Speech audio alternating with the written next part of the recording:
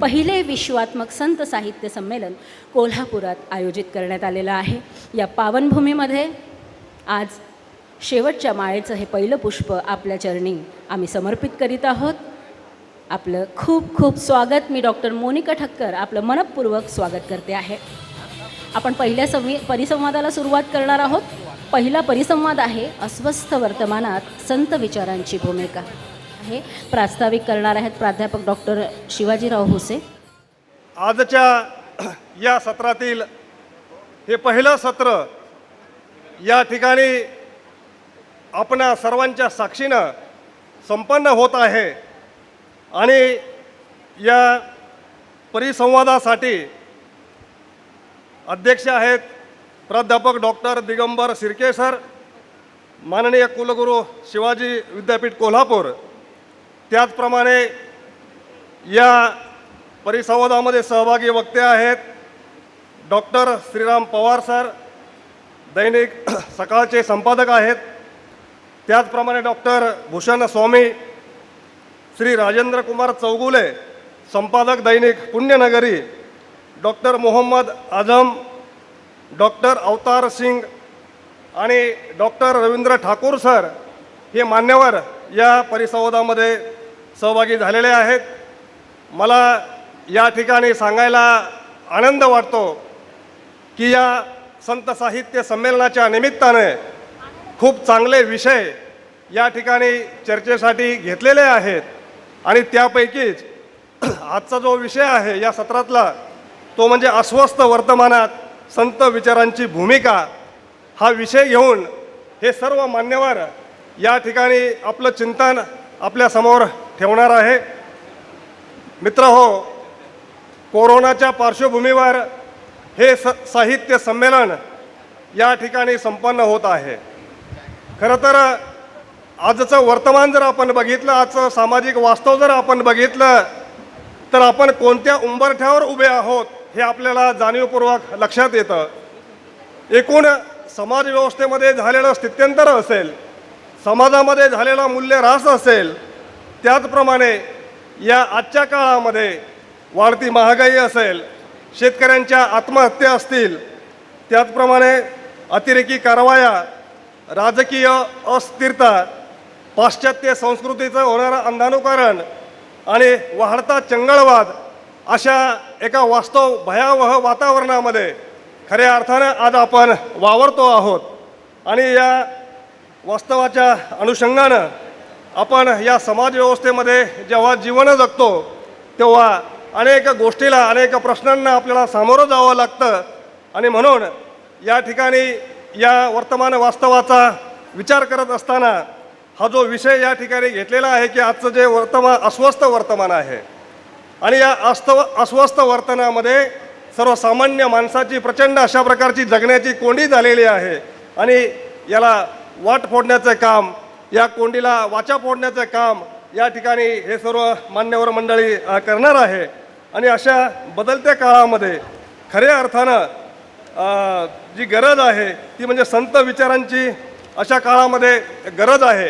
कारण हा जो काळ आहे हा काळ म्हणजे शोधात कस्तुरीच्या आहेत पारधी, शोधात कस्तुरीच्या आहेत पारधी, हरणे जपून ठेवा अंधार फार झाला। शोधात कस्तुरीच्या आहेत पारधी, हरणे जपून ठेवा अंधार फार झाला, पण ती जपून ठेवा अंधार फार झाला, पण ती जपून ठेवा अंधार फार झाला। मित्र, अशा एका भयावास्तवामध्ये आपण, तुम्ही आणि आम्ही जगतो आहोत आणि अशा या वर्तमान व्यवस्थेमध्ये मूल्यह्रास मोठ्या प्रमाणामध्ये होतो आहे, संस्काराचा अभाव आपल्याला दिसून येतो आहे आणि अशा या बदलत्या परिस्थितीमध्ये, बदलत्या काळामध्ये खऱ्या अर्थानं या परिस्थितीला सावरायचं असेल आणि या समाजव्यवस्थेमध्ये एक सुसंस्कृत आनंददायी अशा प्रकारचं वातावरण निर्माण करायचं असेल तर खऱ्या अर्थानं संत विचारांची आज गरज आहे। या ऐतिहासिक नगरीमध्ये हे संमेलन या ठिकाणी संपन्न होत आहे। खरं तर महाराष्ट्र ही संतांची भूमी आहे। ईश्वरांच्या आणि वैराग्याच्या कल्पना याच मातीत रुजल्या आणि म्हणून या कुठलेही धर्म संप्रदाय असेल, कुठलेही पंथ असतील, या सर्वांनी किंवा या संप्रदायातील संतांनी कायम सामान्य माणसाच्या जगाच्या कल्याणाचाच विचार मांडलेला आहे असा एकही धर्म जगाच्या पाठीवर नाही किंवा असे एकही संत या जगाच्या पाठीवर होऊन गेलेले नाही की ज्यांनी जगाच्या कल्याणाचा विचार मांडलेला नाही. असं म्हटलं जातं की जगाच्या कल्याणा संताच्या विभूती, देह कष्टविती परोपकारे असा हा विचार, संत विचार आज खऱ्या अर्थानं या समाजव्यवस्थेमध्ये गरजेचा आहे. आणि या बदलत्या काळामध्ये संत विचारांची किती आवश्यकता आहे या अनुषंगानं आपल्याला जर बघायचं झालं तर संत तुकाराम महाराजांचा एक अभंग आहे, जोडून या धन उत्तम व्यवहारे, उदास विचारे वेच करी. आणि म्हणून व्यावहारिक ज्ञानसुद्धा जे धनसंचय आपण केला तो कशा पद्धतीने आपण या ठिकाणी व्यवहारामध्ये आचरणात आणावा हे आमचे संत तुकाराम महाराज सांगतात. त्याचप्रमाणे या समाजव्यवस्थेमध्ये जातीवाद हा दिवसेंदिवस वाढतो आहे आणि म्हणून आमच्या संतांनी सांगून ठेवलेलं आहे की विष्णुमय जग वैष्णवांचा धर्म, विष्णुमय जग वैष्णवांचा धर्म, भेदाभेद भ्रम अमंगळ असा हा मूल्य शिक्षण देणारा, शिकवण देणारा हा आमचा संप्रदाय आहे किंवा आमचा संत विचार आहे. तुकाराम महाराज एका ठिकाणी असं म्हणतात, तुका म्हणे इह लोकीचे व्यवहारे, नका डोळे धुरे धरूनी राहो. तुका म्हणे इह लोकीच्या व्यवहारे, नका डोळे धुरे भरूनी राहो. आता तरी पुढे हाची उपदेश. संत तुकाराम महाराज असं म्हणतात की आता तरी पुढे हाची उपदेश, नका करू नाश आयुष्याचा, सकळांच्या पायी माझे दंडवत. सकळांच्या पायी माझे दंडवत, आपुल्याले चित्त शुद्ध करा, आपुल्याले चित्त शुद्ध करा. हित ते करा देवाचे चिंतन, हित ते करा देवाचे चिंतन, करून या मन शुद्ध भावे. तुका म्हणे हित होय तो व्यापार, तुका म्हणे हित होय तो व्यापार, करा काय फार शिकवावे, करा काय फार शिकवावे. आणि म्हणून अशा या बदलत्या वर्तमान वास्तवामध्ये, अस्वस्थ वर्तनामध्ये खऱ्या अर्थानं संत विचाराची, संत शिकवणीची या समाजव्यवस्थेला आज खऱ्या अर्थानं गरज आहे. मला वाटतं प्रास्ताविकामध्ये अधिक भाष्य न करता हे सर्व मान्यवर या ठिकाणी आपापल्या क्षेत्रामध्ये मान्यवर वक्ते म्हणून प्रसिद्ध आहेत. त्यांचं आपापल्या क्षेत्रातील योगदान हे अतिशय महत्त्वाचं अशा प्रकारचं योगदान राहिलेलं आहे. आणि म्हणून मी अधिक वेळ न घेता या विषयाच्या अनुषंगानं खऱ्या अर्थानं चर्चा करण्यासाठी हे मान्यवर या ठिकाणी उपस्थित आहेत. मला आपण प्रस्तावित करण्याची संधी दिली त्याबद्दल मी आपणा सर्वांचे मनपूर्वक ऋण व्यक्त करतो आणि थांबतो. धन्यवाद. खूप खूप धन्यवाद हुसे सर. प्रास्ताविक हे खऱ्या अर्थाने तो प्रवाह असतो की जिथं परिसंवाद जाणार आहे त्याची एक पार्श्वभूमी मांडत असतो. त्यानंतर मी आमंत्रित करते डॉक्टर श्रीराम पवार, संपादक दैनिक सकाळ यांनी आपले विचार मांडावे.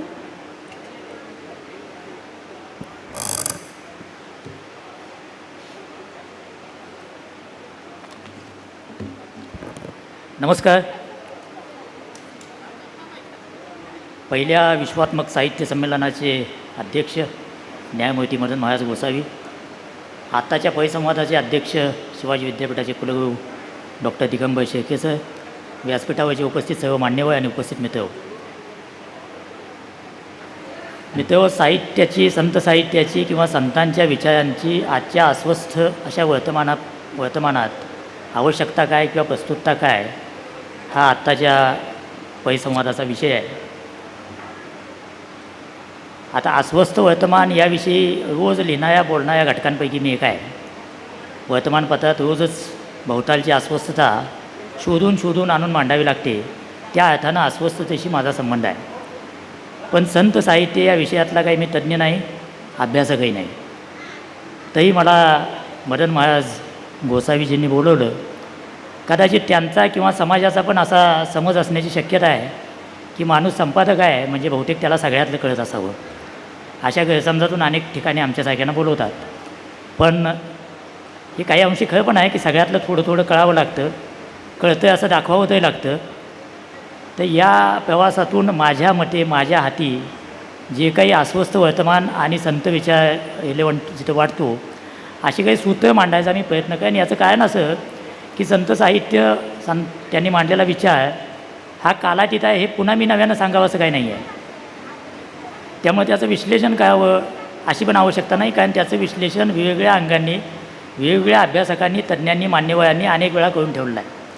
मुद्दा आत्ताच्या वर्तमानाशी त्याचा रिलेव्हन्स काय आहे इतकं शोधण्याचा आहे आणि माझ्या मते 2-3 मुद्दे जे आपल्या आत्ताच्या समाज व्यवस्थेला किंवा एकूणच आपल्या सगळ्या वातावरणाला ग्रासणारे आहेत, अस्वस्थतेचे आहेत, त्याच्याशी संत साहित्याचा काही संबंध लावता येतो का एवढंच मांडणी करायचा मी प्रयत्न करेन. मी पुन्हा एकदा सांगतो की मी काही या विषयाचा अभ्यासक नाही, पण माझ्या हाती जे काही लागलं ते मांडायचा आपल्या विचारार्थ मी ठेवतो. शेळके सर की फक्त हे आपल्या विचारासाठी समोर ठेवण्याचे मुद्दे आहेत. मुळात अस्वस्थ वर्तमान आहे हे आपण गृहीत धरलं आहे, हा परिसंवाद आहे म्हणजे. आणि मला असं वाटतं की कुठलाही काळ कुठलाही असो, म्हणजे प्रत्येक काळात असं म्हणण्याची एक फॅशन असते की मागचा काळ खूप चांगला होता, आत्ताचा बिघडला आहे आणि पुढचा याच्यापेक्षा बिघडेल, असं म्हणण्याची एक सर्वसाधारणपणे प्रथा किंवा फॅशन रूढ असते.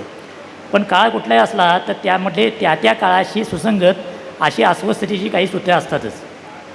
आधुनिक काळात जेव्हा गद्यलेखन स्थिरावलं तेव्हापासूनच्या वाङ्मयाचा जर विचार केला तर बाळशास्त्री जांभेकरांपासून टिळक आगरकरांपासून महात्मा फुलेंपासून दिनकरराव जवळकर, श्रीपतराव शिंदे किंवा मुकुंदराव पाटील, कुणाचंही लेखन घ्या, या सगळ्यांच्या लेखनामध्ये आपल्याला असं दिसेल की वर्तमान अस्वस्थ आहे आणि ती अस्वस्थता कमी करण्यासाठी काहीतरी केलं पाहिजे. हे सूत्र तुम्हाला सगळीकडे दिसेल. म्हणजेच अस्वस्थता हा युगधर्म आहे, तो सगळ्या काळांना लागू आहे, तो आत्ताच्या काळाला पण लागू आहे. मुद्दा आत्ताच्या काळाची जी अस्वस्थता आहे ती अनेक अर्थाने वेगवेगळ्या स्तरावरची आहे, बहुपिढी आहे, बहुपदे आहे. त्यामुळे त्या अस्वस्थतेचे पदं जर शोधायला गेलं तर मग कदाचित आपल्याला आपल्याच तत्त्वज्ञानातून संतांनी ते अधिक सोपेपणानं सांगायचा प्रयत्न केला, त्या विचारातून या अस्वस्थतेवरचा मार्ग मिळण्याची शक्यता समोर येते. माझ्या मते आत्ताचा अस्वस्थतेचा जर सगळ्यात मोठा आस्पेक्ट कुठला असेल तर प्रचंड अशा प्रकारच्या स्पर्धेमध्ये आपण गुंतलेलो आहोत. आणि स्पर्धा इतकी भयानक आहे, इतकी जीवघेणी आहे की सकाळी उठल्यापासून रात्री झोपेपर्यंत आपण एका चक्राला बांधल्यासारखे पळतो आहोत. आणि फक्त आपणच पळत नाही आहोत, तर आपल्या पुढच्या पिढ्यांनाही आपण त्यातच लोटतो आहोत. हे 1.5-2 वर्षाच्या मुलांची स्पर्धा घेतली जाते. आईबाप दुसऱ्या टोकाला उभं राहून मुलांना बोलवत असतात आणि मूल पहिल्यांदा कोण येतं त्याच्यावर त्याचा नंबर ठरतो. ही स्पर्धा तिथून सुरू होते आणि मग मार्क, नंबर, अचिव्हमेंट असे वेगवेगळे जॉर्गन वापरत आपण ती स्पर्धा प्रत्येकावर थोपवत जातो. ही स्पर्धा इतकी भयावह आहे की त्यातून सगळ्या प्रकारचं स्वास्थ्य आपल्याला जगण्याचं हरवलेलं आहे, नष्ट झालेलं आहे. आणि ही स्पर्धा येते कशातून तर अलीकडच्या काळामध्ये, म्हणजे जेव्हा जागतिकीकरण स्थिर झालं 90च्या दशकानंतर, शीतयुद्ध संपल्यानंतर, सोव्हिएत संघ कोलमडल्यानंतर, त्यानंतर असं जगभर सांगायला सुरुवात झाली की अपवर्ड मोबाईल क्लास जगभर तयार झाला आहे. हे अपवर्ड मोबाईल क्लास म्हणजे काय प्रकरण आहे, जे माझ्यासारखं किंवा माझ्यासारखे जे काही वेगवेगळ्या व्यवसायांमध्ये काम करतात स्थिरावलेले लोक आहेत, त्यांना सतत असं वाटत असतं की माझं आत्ताचं पद हे आहे त्याच्या पुढं मी जायला पाहिजे, माझी आत्ताची गाडी अमुक आहे त्याच्या पुढची गाडी मला मिळायला पाहिजे, माझं समाजातलं स्थान अमुक आहे त्याच्या पुढचं स्थान मला मिळायला पाहिजे. हे सतत पुढं जाणं आणि ते पुढं जाण्यासाठी मग कुणाला तरी मागं खिचून मी पुढं जाणं, ही जी भयानक स्पर्धा आहे ती या अपवर्ड मोबाईल क्लासचा मूलाधार आहे. ॲस्पिरेशनल क्लास हे एक असंच नवीन जॉर्गन शहाण्या माणसांनी शोधून काढला आहे, समाजशास्त्रज्ञांनी शोधून काढला आहे. हा क्लास काय म्हणत असतो की सतत नव्या आकांक्षा त्याच्यासमोर असतात. एक आकांक्षा पूर्ण झाली की दुसरी आकांक्षा, आणि या प्रकारच्या अस्वस्थतेतून सगळा समाज अस्वस्थ आहे. आणि मग अशी परिस्थिती येते की शहर में हर शख्स परेशान सा क्यों आहे. ही परेशानी नावाची बिमारी आहे, हा आजार आहे, हा व्हायरससारखा पसरत जातो. हा एका शहरातून दुसऱ्या शहरात सगळ्या जगभर तुम्ही कुठेही जा, माणूस अस्वस्थ आहे. आणि ही अस्वस्थता या स्पर्धेतून आली आहे. आणि या या अस्वस्थतेच्या गुणाशी काय आहे तर श्रीकृष्णानं अर्जुनाला जी गीता सांगितली त्यात शहाणे विद्वान असं म्हणतात की त्या सगळ्या गीतेचं सार हे मोह, भय आणि संदेह, हे अर्जुनाला जे 3 प्रश्न पडले होते त्या 3 प्रश्नांची उत्तर देण्यासाठी गीता सांगितली. मोह, भय आणि संदेह, यातलं मोह आणि भय हे या सगळ्या अस्वस्थतेच्या बुडाशी आहे. हे आधुनिक यंत्रयुगानं आणली जी अस्वस्थता आहे आणि आता डिजिटल युगात ती कैक पटीनं वाढलेली अस्वस्थता आहे, त्याच्या बुडाशी पण मोह आणि भय हेच आहे. म्हणजे तत्त्वज्ञानाने ज्या कूटप्रश्नांची उकल करण्याचा प्रयत्न केला, त्या कूटप्रश्नांची उकल करण्याच्या काळामध्ये यंत्रयुग नव्हतं, डिजिटल युग पण नव्हतं, पण माणसाचं मन कशानं अस्वस्थ होतं याची सूत्र सनातन आहेत. त्यामुळे त्याच्यावर सांगितलेला उपाय पण सनातन असण्याची शक्यता आहे. तो उपाय काय आहे तर तो उपाय माझ्या मते संत विचार जो तत्त्वज्ञानात्मक उपाय सांगतो तो आहे की अस्वस्थता किंवा डिझायर ही कधीच न संपणार आहे. एका इच्छेतून दुसरी इच्छा, दुसऱ्या इच्छेतून तिसरी इच्छा, हे इच्छांचं जे सर्कल आहे त्याच्यामध्येच माणूस फिरत जातो. मी संज्ञापन शास्त्राचा विद्यार्थी आहे. शिवाजी विद्यापीठाच्या वृत्तपत्र विद्या विभागातून मी शिकलो. तिथं संज्ञापन शास्त्र नावाचं शास्त्र शिकवलं जातं. या शास्त्रामध्ये एक सिद्धांत आहे कॉग्नेटिव्ह डिसोनन्स. कॉग्नेटिव्ह डिसोनन्स म्हणजे काय, तर माणसाला ज्ञान झाल्यानंतर होणारं दुःख किंवा ज्ञान झाल्यानंतर निर्माण होणारी अस्वस्थता. म्हणजे काय, तर समजा माझा पगार वाढला की मला आनंद होतो, पण माझ्या लक्षात येतं की माझ्या सहकार्याचा पगार माझ्यापेक्षा 100 रुपयानं जास्त वाढला आहे, तेव्हा लगेच माझा आनंद संपतो आणि माझ्या मनात असूया तयार होती. दिस इज कॉग्नेटिव्ह डिसोनन्स. म्हणजे माहिती मिळाली, ज्ञान मिळालं, त्यानं मी शांत होण्याऐवजी मी अधिक अस्वस्थ होतो. तर या प्रकारचा डिसोनन्स आपल्या सगळ्या जगामध्ये आणि आपल्या सगळ्या समाज व्यवहारामध्ये भरून राहिलेला आहे. आणि याच्यावरचा मार्ग आपलं तत्त्वज्ञान, भारतीय तत्त्वज्ञान, अस्सल भारतीय तत्त्वज्ञान किंवा जो संत विचार, मग ते ज्ञानोबांचा असेल, तुकोबांचा असेल किंवा सगळ्या संतांचा, मग त्यात उत्तरेतले कबीरदास असतील, सूरदास असतील किंवा अगदी आत्ता आपल्या देशात नसलेली पण बाबा बुल्लेशांसारखे काय म्हणता येईल सुफी संत असतील, या सगळ्यांच्या विचारामध्ये यावरचा जो उपाय सांगितला आहे तो उपाय या इच्छांच्या नेमितीतून मुक्तता मिळवून असा आहे. इच्छांच्या नेमितीतून एकदा मुक्तता मिळाली की मग जो प्रवास सुरू होतो तो आत बघण्याचा प्रवास सुरू होतो. आपणे गिरबान मी झाक के देखो असं ज्याला म्हणतात, त्या प्रकारचा प्रवास सुरू होतो. की आतमध्ये बघणं म्हणजे काय, तो आत्मशोध आहे. जो गीतेत आहे, जो ज्ञानेश्वरीत आहे, जो तुकोबांच्या गाथेत आहे, तो सगळीकडं आपल्याला दिसतो. आणि तो कुठून सुरू होतो, तर तो या अस्वस्थतेवर मात करावं या भावनेतून सुरू होतो. हा तत्त्वज्ञानाकडे जाणारा आणि हा मी कोण आहे याचा शोध घेण्याचा प्रवास आहे. तुम्ही संतांचा विषय असो किंवा पाश्चात्य सगळे विद्वान घ्या, विद्वान कोणी घ्या, ज्यानं काही मूलभूत तत्त्वज्ञान मांडायचा प्रयत्न केलेला आहे, अशा सगळ्या तत्त्वज्ञानांची त्यांच्या विचाराची मांडणी करण्याची सुरुवात ही आत्मशोधापासून आहे. म्हणजेच या सगळ्या अस्वस्थतेच्या, स्पर्धेच्या आणि भोग आणि माया मोह याच्यातून पलीकडे जायचं असेल, त्याच्या पलीकडे बघायचं असेल तर सुरुवात ही आत्मशोधापासून आहे. असं सगळं आपलं भारतीय साहित्य म्हणजे मूळ साहित्य. आणि मग त्याच्यावर संतांनी आपल्या पद्धतीनं त्याचं जे मॅनिफेस्टेशन केलं ते मॅनिफेस्टेशन असं सांगतं. त्या अर्थानं संत विचार हा कालातीत आहे, अक्षय आहे, म्हणून तो आत्तासुद्धा प्रस्तुत आहे आणि येणाऱ्या काळामध्ये सुद्धा प्रस्तुत असेल. याचं कारण अस्वस्थता ही जगण्याला जडलेली आहे, ती कधीच संपणारी नाही आहे. एखादा माणूस त्यातून बाहेर पडला म्हणजे सगळं जग बाहेर पडत नाही, तो त्याच्यापुरता मुक्त होतो. सॅल्वेशन ह्या शेवटी अंतिमतः स्वतःच शोधायचा मार्ग असतो. कुठलाच गुरु, कुठलाच बाबू, कुठलाच बुवा बापू कुणीही त्याच्या सगळ्या अनुयायांना मुक्तीकडे घेऊन जायला शक्यता नसते. तो आत्मशोधाचा मार्ग आहे. तो ज्याला सापडला तो सुटला. पण तो त्याकडे जाताना म्हणजे संत विचाराचं माझ्या मते महत्त्व काय, तर एका बाजूला हा निवृत्तीचा निर्वाणाचा विचार सांगत असताना दुसऱ्या बाजूला आपलं रोजचं जे जगणं आहे की ज्याच्यामध्ये ही स्पर्धा, ही अचिव्हमेंट, हे यश अनिवार्य आहे, त्याच्याशिवाय पर्याय नाही आहे, ते करण्याला एक नैतिकतेची चौकट संत विचार पुरवतो. म्हणजेच एका बाजूला हा शुद्ध ज्ञानमार्ग आहे जो मी कोण आहे शोधायचा प्रयत्न करतो, दुसऱ्या बाजूला जोडून या धन उत्तम व्यवहार असं म्हणतो. म्हणजे आपल्या रोजच्या जगण्याला नैतिकतेची चौकट पुरवतो, जी पुन्हा गीतेत आहे आणि जी पुन्हा ज्ञानेश्वरीत आहे. असं नैतिक अधिष्ठान पुरवणारं एका बाजूला आणि दुसऱ्या बाजूला मी कोण आहे असा शोध घेणारं, असा दोन्हींचा मेळ घालणारं साहित्य, असा दोन्हींचा मेळ घालणारा विचार म्हणून संत विचार मला वाटतं आजही महत्त्वाचा आहे, तो भविष्यात पण महत्त्वाचा आहे. हा एक भाग. माझ्या मते दुसरी त्यापेक्षा एक महत्त्वाची बाब संत साहित्य किंवा संतांचा विचार, संतांची कृती यांनी आपल्याला शिकवली आणि त्याची आत्ताच्या काळात सर्वाधिक गरज आहे, ती म्हणजे प्रस्थापित समाज किंवा प्रस्थापित समूह किंवा त्या प्रस्थापित समाजाच्या नियंत्रण करणारे जे कोणी लोक असतात ते क्रमाक्रमानं भ्रष्ट होत जाण्याचा धोका असतो. ते क्रमाक्रमानं आपल्या हितसंबंधांपुरतंच रचना, कायदे कानून सगळे त्याच प्रकारचे करण्याकडे त्यांचा कल असतो. आणि अशी रचना मग बाबा वाक्यमप्रमाणमकडे जायला सुरुवात होती. आणि हे प्रत्येक काळामध्ये होतं. हे ज्ञानोबांच्या काळामध्ये 11व्या शतकात पण होतं, हे तुकोबांच्या काळामध्ये पण होतं, हे आत्ता पण आहे. आणि अशा प्रवृत्तींच्या विरोधात बंड करायला संतांचं साहित्य आणि विचार शिकवतो. संन्यासाच्या पोरांना कसलाच धर्माचा अधिकार नाही असं त्यावेळेचे प्रस्थापित म्हणजे ज्यांच्या हातात समाज व्यवहाराची सूत्रं होती असे सगळे सांगत होते. ज्ञानेश्वरांची सगळी कृती, त्यांचं सगळं लेखन, त्यांच्या सगळ्या भावंडांची कृती ही त्या धर्ममार्तंडांच्या विरोधातलं बंड होतं. ते बंड विचारांना डबक्याचं स्वरूप देणाऱ्यांच्या विरोधातलं होतं. ते बंड सटल स्वरूपाचं होतं. ते बंड काय तलवार हातात घेऊन केलेलं बंड नव्हतं, पण ते बंड विचारांचं बंड होतं, ते बंड शब्दांचं बंड होतं.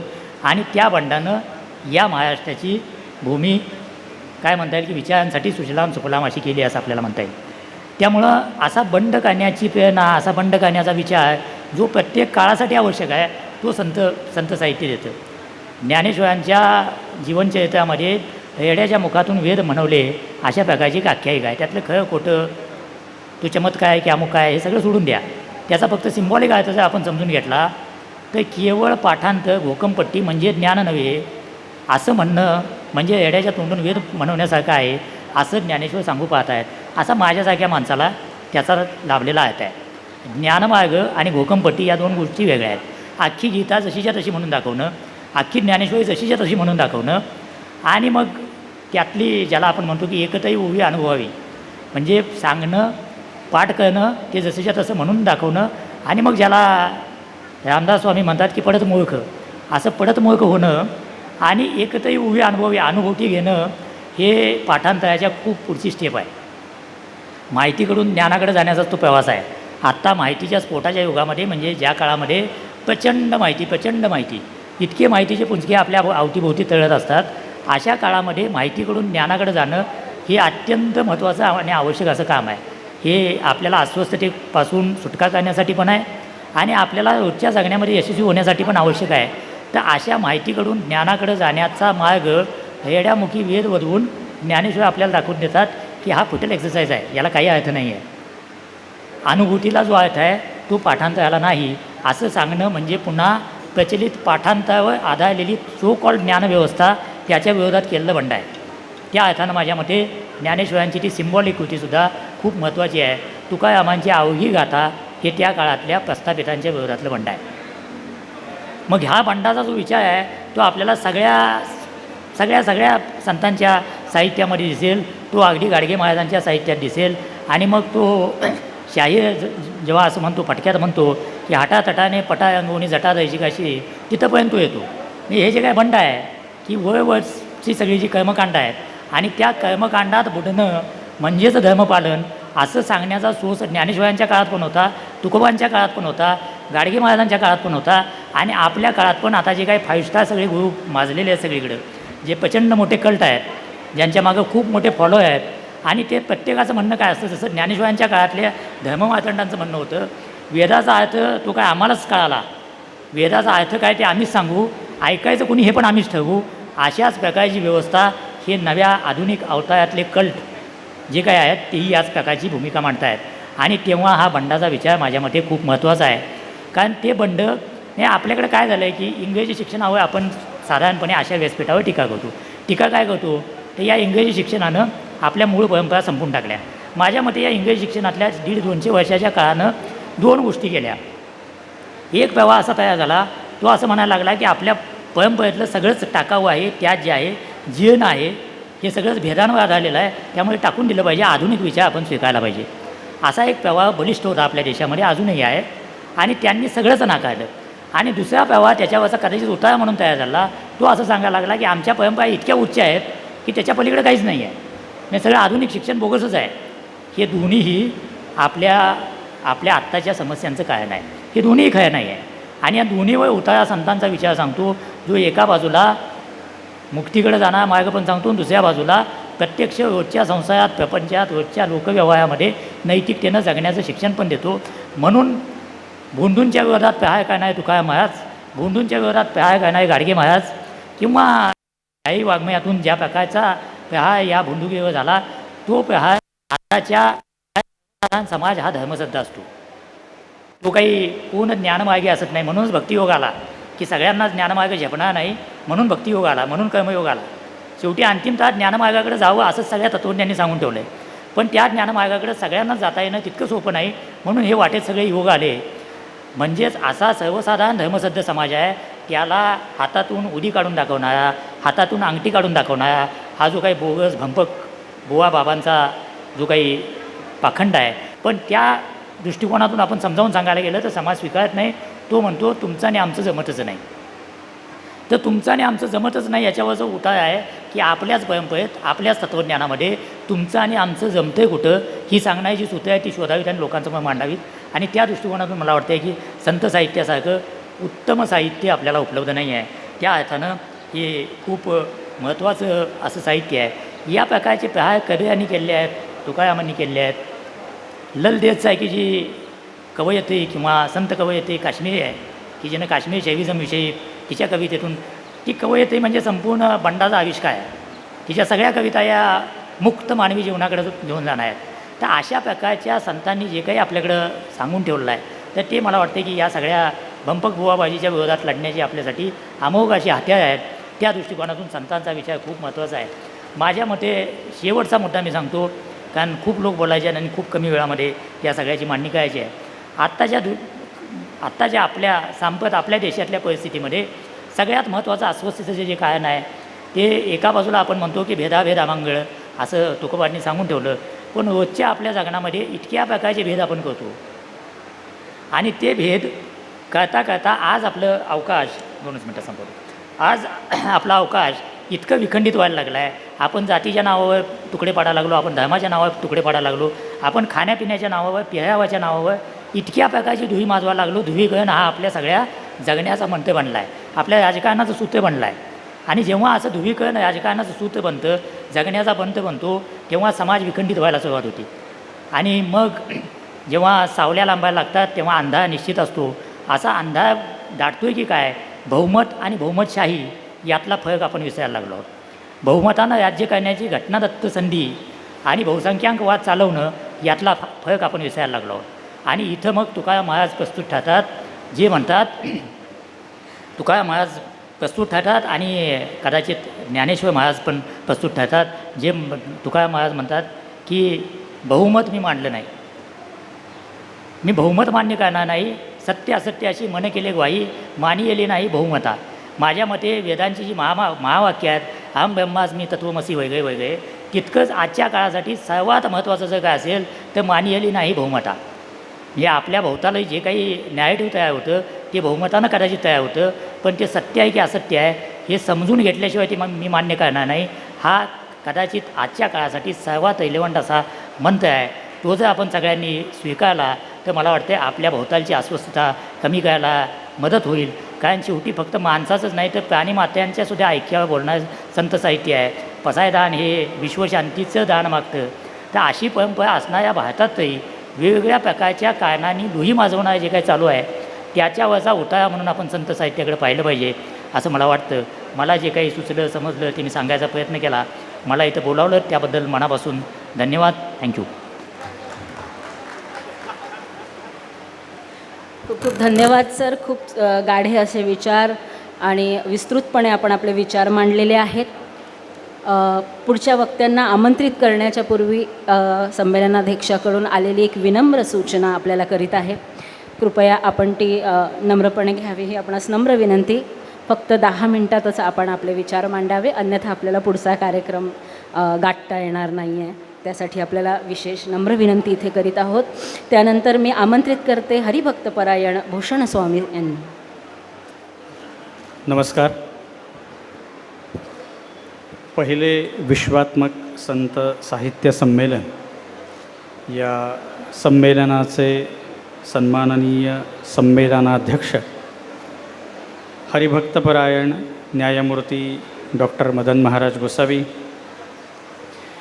आजच्या या सत्राचे अध्यक्ष शिवाजी विद्यापीठाचे माननीय कुलगुरू प्राध्यापक डॉक्टर दिगंबरजी शिर्के, सन्माननीय व्यासपीठ आणि आपण उपस्थित सर्वही संत या वाङ्मयाचे अभ्यासक, उपासक आणि जमलेले सर्वही मान्यवर, खऱ्या अर्थानं या संमेलनाच्या निमित्ताने आपणाशी संवाद साधताना एक वेगळा आनंद आहे. या कार्यक्रमाचे जे अध्यक्ष आहेत ते आदरणीय मदन महाराज हे आमच्या सज्जनगडच्या समर्थ संप्रदायाशी निगडीत आहेत आणि एक वेगळा आत्मिक अनुबंध महाराजांचा सज्जनगडाशी आहे. या कार्यक्रमाचा आजचा जो विषय आहे तो अस्वस्थ वर्तमानात संत विचारांची भूमिका. खऱ्या अर्थाने आपल्याला समजून घ्यायचे की इथे अस्वस्थ वर्तमान अस्वस्थ आहे का आपण अस्वस्थ आहोत. खऱ्या अर्थाने अस्वस्थता जी आहे ती वर्तमानामध्ये नाही आहे, अस्वस्थता आपल्यामध्ये आहे. आपली अस्वस्थता सुद्धा 2 पद्धतीने आपल्याला बघायला लागणं आवश्यक आहे. आपली अस्वस्थता ही 2 टप्प्यांवरती आपल्याला बघता येणार आहे. अस्वस्थता एक आपल्या शरीराची अस्वस्थता आहे आणि दुसरी अस्वस्थता ही मनाची अस्वस्थता आहे. शरीराची अस्वस्थता जी आहे, जे स्वास्थ्य आपण म्हणू, ते शरीर धर्म खलुधर्म साधर्म आपण म्हणतो. खऱ्या अर्थाने शरीराची स्वस्थता ही आवश्यकच आहे, कारण तू जीवनामध्ये वाटचाल करत असताना मानव जन्म हा आपल्याला साधन म्हणून प्राप्त झाला आहे आणि या साधनाला आपल्याला जपायचं आयुष्यभर आहे. हे आपलं शरीर हे अखेरपर्यंत उत्तम राहावं या दृष्टीने आपण प्रत्येकजण प्रयत्न करत असतो. आणि त्या दृष्टीने सुद्धा आज विज्ञानाने जी प्रगती केली आहे, या विज्ञानाच्या प्रगतीने हे शरीर स्वास्थ्य अतिशय उत्तमपणे सांभाळण्याचं काम हे आधुनिक उपचार पद्धती सांभाळते आहे. आपण बघतो की शरीराला काही त्रास झाला, काही इजा झाली, तर अनेक उपचार पद्धती आज उपलब्ध आहेत आणि या उपचाराच्या सहाय्याने आपण आपलं शरीर स्वास्थ्य उत्तम करायचा प्रयत्न करत असतो. प्रसंगी आज इतक्या गोष्टी आहेत, आज शरीराचे अवयवसुद्धा आपण बदलू शकतो, एवढं प्रगत तंत्रज्ञान आज आपल्याकडे उपलब्ध आहे. शरीराचा कोणताही भाग आपण बदलू शकतो, एवढी तयारी आज या विज्ञानाने केलेली आहे. परंतु दुसरा जो भाग आहे, जो मनाच्या अस्वस्थतेचा आहे, याच्यावर मात्र आजही हे आधुनिक तंत्रज्ञान फारसं उपयोगाला आलेलं आपल्याला दिसत नाही. आज शरीराचा अवयव बदलायचा असेल तर ऑपरेशन करून आपण बदलू शकतो. इवन तुम्ही हार्टसुद्धा बदलू शकतो, आपण तुमची किडनी बदलू शकतो, सगळ्या गोष्टी बदलू शकतो. परंतु मन असं एक इंद्रिय आहे, हे बदलायचं असेल तर आज कुठल्याही वैद्यकीय उपचारामध्ये मन बदलण्याची प्रक्रिया उपलब्ध नाही. कुठल्याही हॉस्पिटलमध्ये आपल्याला मन बदलता येतं आहे, मनाचं ऑपरेशन करता येतं आहे, अशी व्यवस्था आज तरी उपलब्ध नाही आहे. परंतु ज्या विचारधारेचे आपण पाईक आहोत, ज्या महाराष्ट्र भूमीमध्ये आपण वाढलेलो आहोत, या महाराष्ट्राला जी थोर संत परंपरा लाभली आहे, अगदी आपण ज्ञानदेवांपासून सुरू करू ते समर्थ रामदासांपर्यंत आपण जर म्हटलं तर एक थोर संत परंपरा या महाराष्ट्राच्या भूमीला लागली. खऱ्या अर्थानं आपण भाग्यवान आहोत की या संत परंपरेचे आपण पाईक आहोत. या संत विचारांतून आपल्याला या मनाच्या व्याधींवरती उपचार सापडतो. या मनाला बदलायचं असेल तर कोणत्याही बाहेरच्या वैद्यकीय गोळ्यांची गरज नाही. मनाला बदलायचं असेल तर फक्त मनाला संत विचारांची कास आपल्याला देणं गरजेचं आहे. संत विचारांची कास जर आपण मनाला दिली तर मनसुद्धा बदलू शकतं, लक्षात घ्या. खऱ्या अर्थानं आपण जर विचार केला की एखादा काळा कोळसा असेल आणि त्याला आपल्याला पांढरं करायचं आहे, स्वच्छ करायचं आहे, त्याचा रंग बदलायचा आहे, तर कितीही मोठा साबण आणला, आपण अगदी आजच्या कलियुगातला विचार केला तर सर्फ आहे, एक्सेल आहे, वेगवेगळे विविध साबण आपण बाजारात आपण बघतो. या साबणाने कोळसा धुतला तर तो स्वच्छ होतो का हो? तर कधीच होत नाही. परंतु कोळसा जर त्याचा रंग आपल्याला बदलायचा असेल तर तो कोळसा जिथून निर्माण झाला त्या निखाऱ्यामध्ये त्याला पुन्हा टाकावं लागतं. तद्वत या मनाला जर बदलायचं असेल तर मनाला आज इतक्या पद्धतीने आपण बघतो की व्यावहारिक भूमिकेतून आपल्या या मनाला इतकी आकर्षणाचे विषय त्याच्यासमोर आहेत, विषयांचे विविध प्रकार त्याच्यासमोर उपलब्ध आहेत. या विषयांमध्ये त्याला गुंतलेला असतानाच अस्वस्थता निर्माण होते. अनेक प्रकारची लोभ आहेत, अनेक प्रकारचे क्रोध आहेत, जे आपण म्हणू की समर्थ रामदास आपल्या मनाच्या श्लोकातून या मनाच्या विविध विकारांचा विषय आपल्यासमोर म्हणतात. नको रे मना क्रोध हा खेदकारी, नको रे मना कामनाना विकारी, नको रे मदा सर्वदा अंगीकारू, नको रे मना मत्सरू दंभ भारू. हे कशासाठी सांगतात? कारण तुमचं जीवन हे स्वस्थ व्हावं हे कोणत्या पातळीवर ठरतं तर ते मनाच्या पातळीवर ठरतं. स्वस्थता जर तुमच्या मनात असेल तर ती स्वस्थता खऱ्या अर्थाने तुमच्या शरीरामध्ये सुद्धा झिरपायला लागते. आणि ही मनाची जी स्वस्थता आहे ती संत विचारांनीच आपल्याला गाठता येणार आहे, लक्षात घ्या. संत या दृष्टीने आपल्याला वाङ्मयातून मार्गदर्शन करत असतात. संतांचं वाङ्मय जर आपण बघितलं तर ते समाजाला पुढं नेणार आहे, समाजाला दिशा दर्शवणार आहे, समाजाला प्रकाशाकडं नेणार आहे. संत हे कुठल्याही पद्धतीने समाजामध्ये विघातक किंवा विभाजनाची प्रवृत्ती निर्माण होईल अशा पद्धतीने कधीही आपलं वाङ्मय किंवा आपल्या वाङ्मयातून हा प्रचार करत नाहीत, लक्षात घ्या. आपण मात्र संतांना वेगवेगळ्या पद्धतीने त्यांच्या जातीवरती, त्यांच्या धर्मावरती जोडण्याचा आणि वेगळं पाडण्याचा प्रयत्न करतो. खऱ्या अर्थाने वारकरी संप्रदाय असो किंवा समर्थ संप्रदाय असो, या सर्वही संप्रदायातून समाजाचं कल्याण होईल, समाजाचं हितच साधलं जाईल, त्याचं मानसिक स्वास्थ्य लाभलं जाईल, छान विचारांची पेरणी त्याच्या शरीरात, त्यांच्या मनात, त्यांच्या विचारात येईल, या दृष्टीने संत हे प्रयत्नशील असतात. आपण मात्र समर्थ संप्रदाय वेगळा, वारकरी संप्रदाय वेगळा अशा पद्धतीने वाटचाल करत असतो. खऱ्या अर्थाने या ठिकाणी मला एक सांगावंसं वाटतं की तुकोबाराय किंवा समर्थ रामदास या दोघांचंही जन्म हा एकाच काळातला आहे आणि दोघांचंही कार्य एकाच काळामध्ये या महाराष्ट्राने अनुभवलेलं आहे. जन्मही एकेकाळी, नावातही रामनाम दोघांच्या, रामची आदी अंती म्हणून रामदास तुकारामांच्या. दोघांची नावामध्ये रामच दडलेला आहे आणि आपण मात्र तुकारामांना वारकरी आणि समर्थांना रामदासी करून ठेवलं आहे. खऱ्या अर्थाने हे तुकाराम आणि समर्थ या दोन्हीही हा महाराष्ट्र उभा केला, वैचारिक पद्धतीने या महाराष्ट्राला एक अत्युच्च स्थान निर्माण करून दिलं. हे मानसिक स्वास्थ्याचंच लक्षण आहे. संतांनी खऱ्या अर्थाने या संत भूमिकेकडे जेव्हा आपण जाऊ, ते संत हे खऱ्या अर्थाने हा आनंद आपल्याला देण्यासाठी या ठिकाणी उपस्थित आहेत. संत आनंदाचे स्थळ, संत सुखची केवळ, नाना संतोषाचे मूळ ते हे संत. खऱ्या अर्थाने हे संत आपल्याला देतात काय? आपल्याला आपल्या घरात जे मिळणार नाही ते हे संत आपल्याला देतात. मोक्षश्रिया अलंकृत ऐसे हे संत श्रीमंत, जीव दरिद्री असंख्यात नृपती केले. खऱ्या अर्थाने राजा निर्माण केला कोणी? संतांनी निर्माण केला. कशा पद्धतीने निर्माण केला? तर आपल्या विचारातून आपलं आयुष्य, आपलं भविष्य घडवणारा विचार हा प्रवृत्त केला आणि अशा विचारांनी श्रीमंती त्यांनी समाजामध्ये पेरली. हे संत या दृष्टीने श्रीमंत आहे. जे त्रैलोक्य नाही दान ते करती संत सज्जन, तया संतांचे महिमान काय म्हणून वर्णावे, समर्थ दासबोधातून सांगतात. खऱ्या अर्थाने समर्थांचाच विचार आपल्याला घ्यायचा आहे असं नाही. माऊलीसुद्धा त्याच्या ज्ञानेश्वरीतून हाच विचार मांडते की किती संतांचे आपल्यावर अनन्य उपकार आहेत. या संतांचे हे देणे कल्पतरुहुनी दुणे, परिस आघात देणे चिंतामणी ठेंगणा.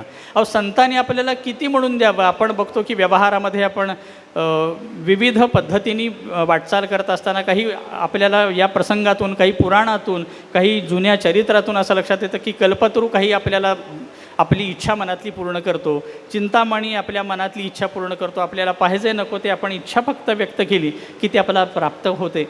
खऱ्या अर्थाने संत हे त्याच्याही पलीकडे आपल्याला प्राप्त करून देत असतात.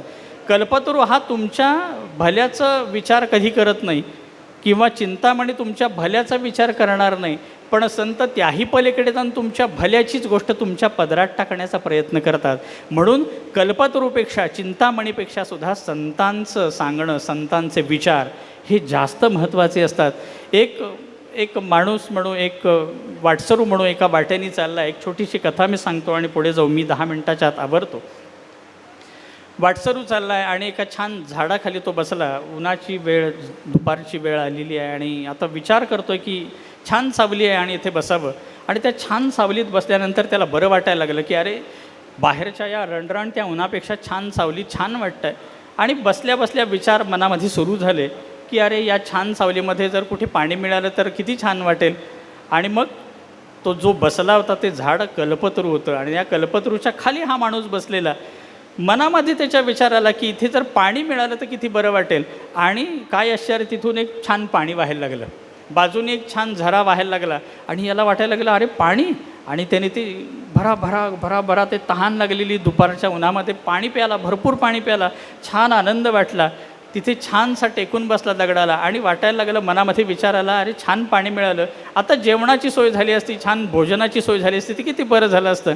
हा विचार केला आणि काय आश्चर्य, छानसं ताट त्याच्यासमोर, पंचपक्वान्नाचं ताट समोर आलं आणि छानसं त्याला सुग्रास तो वास समोर आला. यथेच्छ ताव मारला त्या भोजनावरती. छान जेवण झालं, छान पाणी पिऊन झालं आणि मनात विचार आला इथे झोपण्याची छान सोय झाली असती तर काय बरं झालं असतं. आणि असा मनामध्ये विचार आला. छानसं तिथे गाद्या गिरद्या पलंग निर्माण झाले आणि तिथे बसायची झोपायची व्यवस्था झाली. तो पलंग बघितला, या पलंगावर हा झोपला. मनामध्ये विचार करतोय, किती माणूस स्वार्थी असतो विचार करा. आपलं जीवन ही या दृष्टीने आहे, आपल्या मनामधल्या इच्छा संपत नाहीत आणि ह्या इच्छा संपत नाहीत म्हणून आपल्याला वेदना आहेत, म्हणून आपल्या वाट्याला दुःख आहे.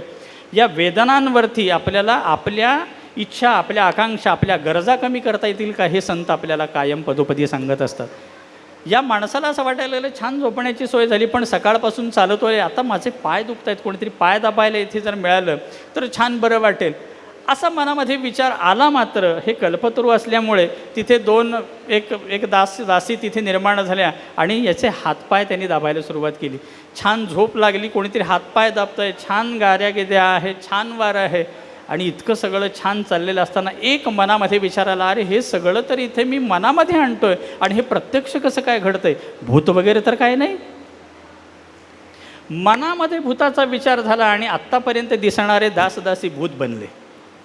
समोर ती अकराळ विकराळ रूपं पाहिली आणि याच्या मनामध्ये विचार आला, अरे हे भूत तर आता मला खाणार तर नाहीत.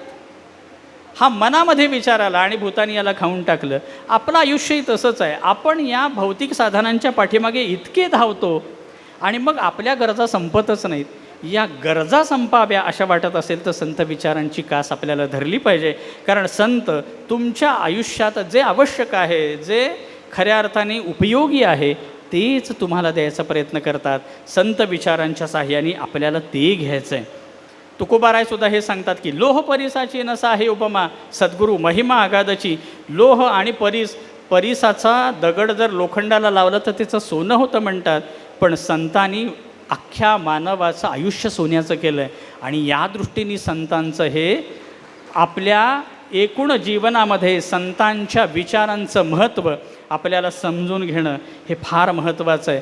आपण विचार करतो, जेव्हा मानवाचा प्रवास सुरू झाला, हा आपण मानतो की काही जुन्या कालखंडात आपण विचार करताना असं पाहतो की माकडापासून माणसापर्यंतचा हा प्रवास झालेला आहे. परंतु आज लाखो हजारो वर्ष गेली असतील की माकडापासून माणसाचा प्रवास पूर्णत्वाला पोहोचला. याला कैक हजार कैक लाख वर्ष झाली असतील. परंतु आज आपल्याला या गोष्टीकडं बघितलं पाहिजे की एवढा लाखो वर्षाचा प्रवास केला तरी एका क्षणात माणसाचं माकड बनू शकतं, केवळ विचाराने माकड बनू शकतं. आणि आपल्याला संत माणसातून देव प्रयत्न करतात की या माणसाचा देव झाला पाहिजे, याची देवापर्यंतची वाटचाल पूर्ण झाली पाहिजे. ह्या दृष्टीने संतांचं वाङ्मय हे माणसाला देव घडवणारं असतं. आणि म्हणून जीवनामध्ये संत विचारांचं जे मूल्य आहे ते अमूल्य आहे. आणि या दृष्टीने हे विश्वात्मक संत साहित्य संमेलन, या संत विचारांची पेरणी करणारं संमेलन आपल्या सगळ्यांच्या जीवनातसुद्धा तोच संत विचारांचा सुविचार अखंडतेवर ठेवणारा ठरो, ही प्रार्थना या ठिकाणी करतो. आणि माझ्या या 10 मिनिटाच्या भाषणाला म्हणू, माझ्या विचारांना म्हणू, या ठिकाणी थांबतो. जय जय रघुवीर समर्थ. महाराज खूप खूप धन्यवाद. अगदी थोडक्यात खूप चांगले असे विचार आपले मांडलेत. संतांनी काय सांगितलं आहे, आज वर्तमान अस्वस्थ आहे की आपण अस्वस्थ आहोत. खरंच म्हणजे म्हटलं जातं ना, inner world reflect outer world and outer world reflect always inner world. तर तुम्ही ठरवायचं आहे की इनर वर्ल्डला रिफ्लेक्ट करायचं आहे की आउटर वर्ल्डला आपल्यावर रिफ्लेक्ट करून घ्यायचं आहे. आणि आपलं इनर वर्ल्ड स्ट्रॉंग करण्यासाठीच संतांनी हे साहित्य रचलेलं आहे. त्यानंतर आमंत्रित करते श्री राजेंद्र कुमार चौगुले, संपादक दैनिक पुण्यनगरी यांना. नमस्कार. पहिल्या विश्वात्मक साहित्य संमेलनाच्या निमित्ताने आपल्या सर्वांचं मी स्वागत करतो. अस्वस्थ वर्तमान आणि संत विचारांची भूमिका या परिसंवादाचे अध्यक्ष, शिवाजी विद्यापीठाचे कुलगुरू डॉक्टर D.T. शिर्के सर, सकाळ त्या माध्यम समूहाचे संपादक संचालक आदरणीय श्रीराम पवार साहेब, विविध व्यासपीठावरील मान्यवर, परिसंवादाचा विषय अस्वस्थ वर्तमान आणि संत विचारांची भूमिका. हा जरी विषय आज घेतलेला जरी असला, त्याच्या विषयाची मांडणी करण्यासाठी, त्या परिसंवादाची मांडणी करण्यासाठी संमेलनाचे अध्यक्ष आदरणीय मदन गोसावी साहेब आणि खानके सर यांनी मला निमंत्रित केलं. यापूर्वीचे वक्ते आदरणीय पवारसाहेबांनी ज्या पद्धतीने सांगितलं की पत्रकारांना सगळ्याच विषयाचं आकलन असतं, समज असती, असा साधारणपणे समाजामध्ये एक समज आहे. समज गैरसमज यात मी जास्त त्याची चर्चा करत नाही. त्यामुळं मला जो अस्वस्थ वर्तमानाच्या निमित्तानं जे काही उमगलं, समजलं ते मी आपल्यासमोर शिर्केसाहेब मांडण्याचा प्रयत्न करत आहे. मी इंग्रजीचा विद्यार्थी, त्यामुळे माझं जरा शेक्सपियरवर जरा जास्तच प्रेम आहे. 350 वर्षापूर्वी एका नाटकामध्ये त्यांनी असं म्हटलं, ऑल वर्ल्ड इज स्टेज आणि every man is an actor. जग ही एक रंगभूमी आहे आणि प्रत्येक माणूस किंवा प्रत्येक मानव हा त्यामधील एक कलाकार आहे. गेल्या 2 वर्षाच्या काळापासून कोरोनासारख्या अभूतपूर्व अशा महामारीनं संपूर्ण विश्वाला, संपूर्ण जगाला आपल्या कराल दाढेत घेतलेलं होतं. यामध्ये काय झालं, काय झालेलं नाही, चांगलं झालं, वाईट झालं, याचा उहापोह करण्याची ही फार वेळ नाही आहे. पण बरंचसंच आपण यामध्ये गमावलेलं असलं तर त्याचबरोबर आपल्याला काही गोष्टीसुद्धा आपल्याला भावी आणि भविष्यातील वाटचालीसाठी खूप दीपस्तंभासारख्या मार्गदर्शक ठरतील असं माझं मत आहे. संत साहित्य आपल्या माझ्या माहितीप्रमाणे इथं जे उपस्थित आहेत त्यांच्या प्रत्येकाला या संत साहित्याच्या किंवा संतांचा थोडासा का होईना एक ओळख आहे, त्यांच्या चरित्राची ओळख आहे. पसायदान आपल्याला शाळेच्या प्रार्थनेपासून पसायदान शिकवलेली जाते. पसायदानाचा अर्थ आपल्याला माहीत असतो. त्यामुळं संत विचार हा प्रत्येकाच्या मनामध्ये थोडा का होईना त्या विचाराचा स्पर्श झालेला आपल्याला पाहायला मिळतो. कोरोनामुळं काय झालं की माणसाला माणसाच्या अस्तित्वाची जाणीव झाली. अनेक ठिकाणी झटाझट म्हणजे माणसांची काउंटिंग, किती मृत्यू झालं काउंटिंग होईपर्यंत दुसऱ्या फिगर्स वाढत होत्या. सगळं उद्ध्वस्त झालं. अनेकांच्या नोकऱ्या गेल्या, अनेकांचे उद्योगधंदे बंद पडलेत, अनेकांनी आपला बाप गमावला, अनेकांनी आपल्या आई गमावली, कुणी भाऊ गमावला, कुणी मुलं गमावली. मित्रांनो, हे आपण स्वप्नात देखील विचार केला नव्हता. एवढी महामारीनं आपल्यासमोर ही परिस्थिती आणून ठेवली. आता म्हटलं जातं की आत्ताचा कालखंड हा कलियुगाचा कालखंड आहे. पण यापूर्वीचे जे काही युग झालेली होती किंवा झाले आहेत त्या प्रत्येक युगामध्ये अस्वस्थता होती. त्यामुळं यापूर्वी नव्हती ने आत्ताच आली असं म्हणणं थोडंसं चुकीचं होईल. प्रत्येक युगात प्रत्येक ठिकाणी ही अस्वस्थता पदोपदी जाणवत आहे. कोरोनानंतर त्याचा म्हणजे त्याचा जो प्रभाव जो होता तो जास्त पद्धतीनं ते अधोरेखित केला. माणसांना नात्यागोत्यांची समज आली. भाऊ कुणीकडे आहे, बहीण कुणीकडे आहे, आई कुणीकडे आहे, वडील कुणीकडे आहे याची जाणीव झाल्या. संगणकीय युगातील या पिढीला पवार सरांनी सांगितलं त्या पद्धतीनं टोकाची स्पर्धा चालू झालेली आहे. म्हणजे सुरूच आहे. प्रत्येक जण एकमेकाच्या पुढे जाण्यासाठी सगळ्या क्षमता वापरण्याचा पुरेपूर प्रयत्न करत असतो. प्रत्येकालाच पुढे जाता येईल असं जरी नसलं तर त्यामधून आपल्याला एक साधारण असं दिसून येतं की समाजामध्ये किती प्रमाणामध्ये अस्वस्थतेचं वातावरण पसरलेलं आहे. उदाहरण जातो तुकोबारायाने म्हटलेलं आहे की देव मंदला आणि भाव बुडाला. देव मंदला भाव बुडाला. मित्रांनो, देव बुडाला म्हणजे अलीकडच्या काही कालावधीमध्ये देवाला लोक विसरत चाललेले आहेत.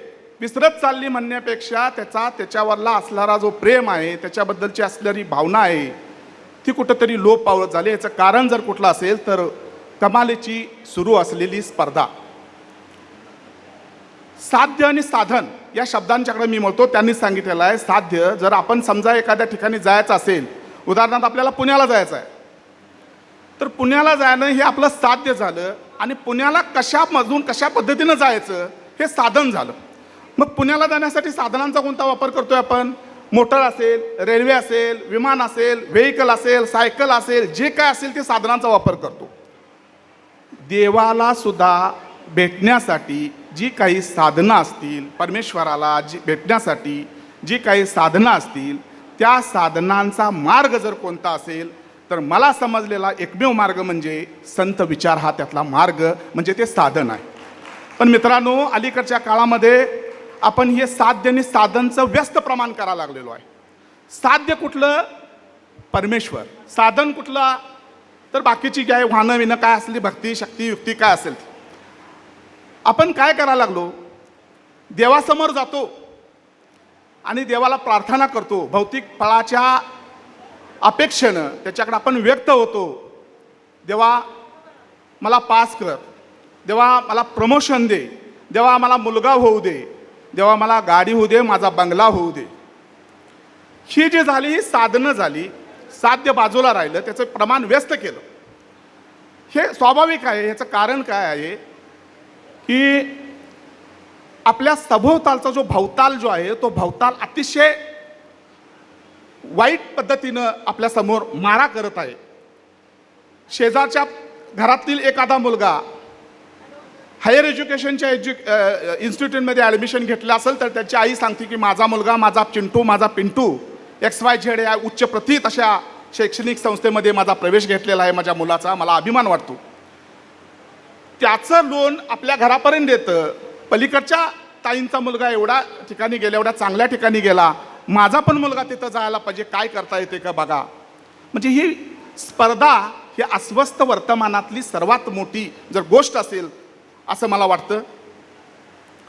दुसरा एक प्रामुख्यानं म्हणजे संत साहित्याचा ज्यावेळी विचार करतो त्यावेळी आपल्या अनादिकालापासून महाराष्ट्रातील संतांची भूमी आहे.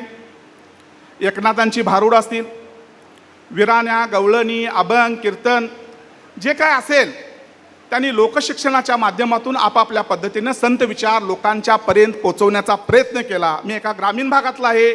मला माहीत आहे की माझ्या ज्यावेळी भात कापणी असायची आणि भात कापणीनंतर ती मळणी व्हायची त्यावेळी हातामध्ये काहीतरी पिंगळा किंवा ती डमरू घेऊन ज्योतिषी वगैरे यायचेत. आम्हाला पायली 2 पायली भात द्या, तुमचं भविष्य सांगतो, तुमच्याबद्दलचं चांगलं सांगतो. ही लोकशिक्षणामधून लोकांचं प्रबोधन करणारी यंत्रणा त्या काळात होती. आजही काही ठिकाणी आपल्याला असलेली पाहावयास मिळते. कोरोनाच्या काळामध्ये प्रत्येक ठिकाणी जरी सगळीकडे देवळं वगैरे सगळी लॉक झालेली असली तरी लोकांना खरा देव कळा. लोक देवाकडे मनोमन प्रार्थना करणार, आता आमच्या हातात काय नाही आहे, देवा ह्या संकटातून आम्हाला तूच वाचव. लोकशिक्षण काय दिलं?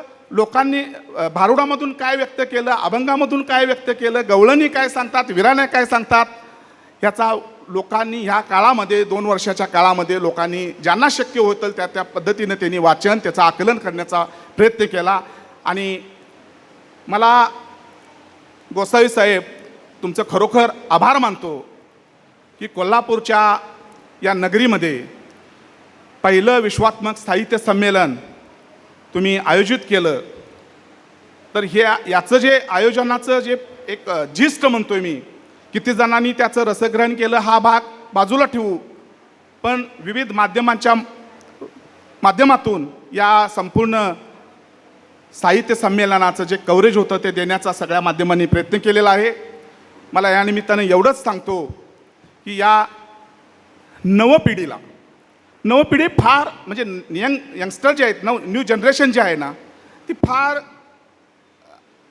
स्पर्धेमुळं फार असं त्यांना ते संत विचार आणि पाठीमागची परंपरा संस्कार यापासून कुठंतरी दूर चाललेलं आहे.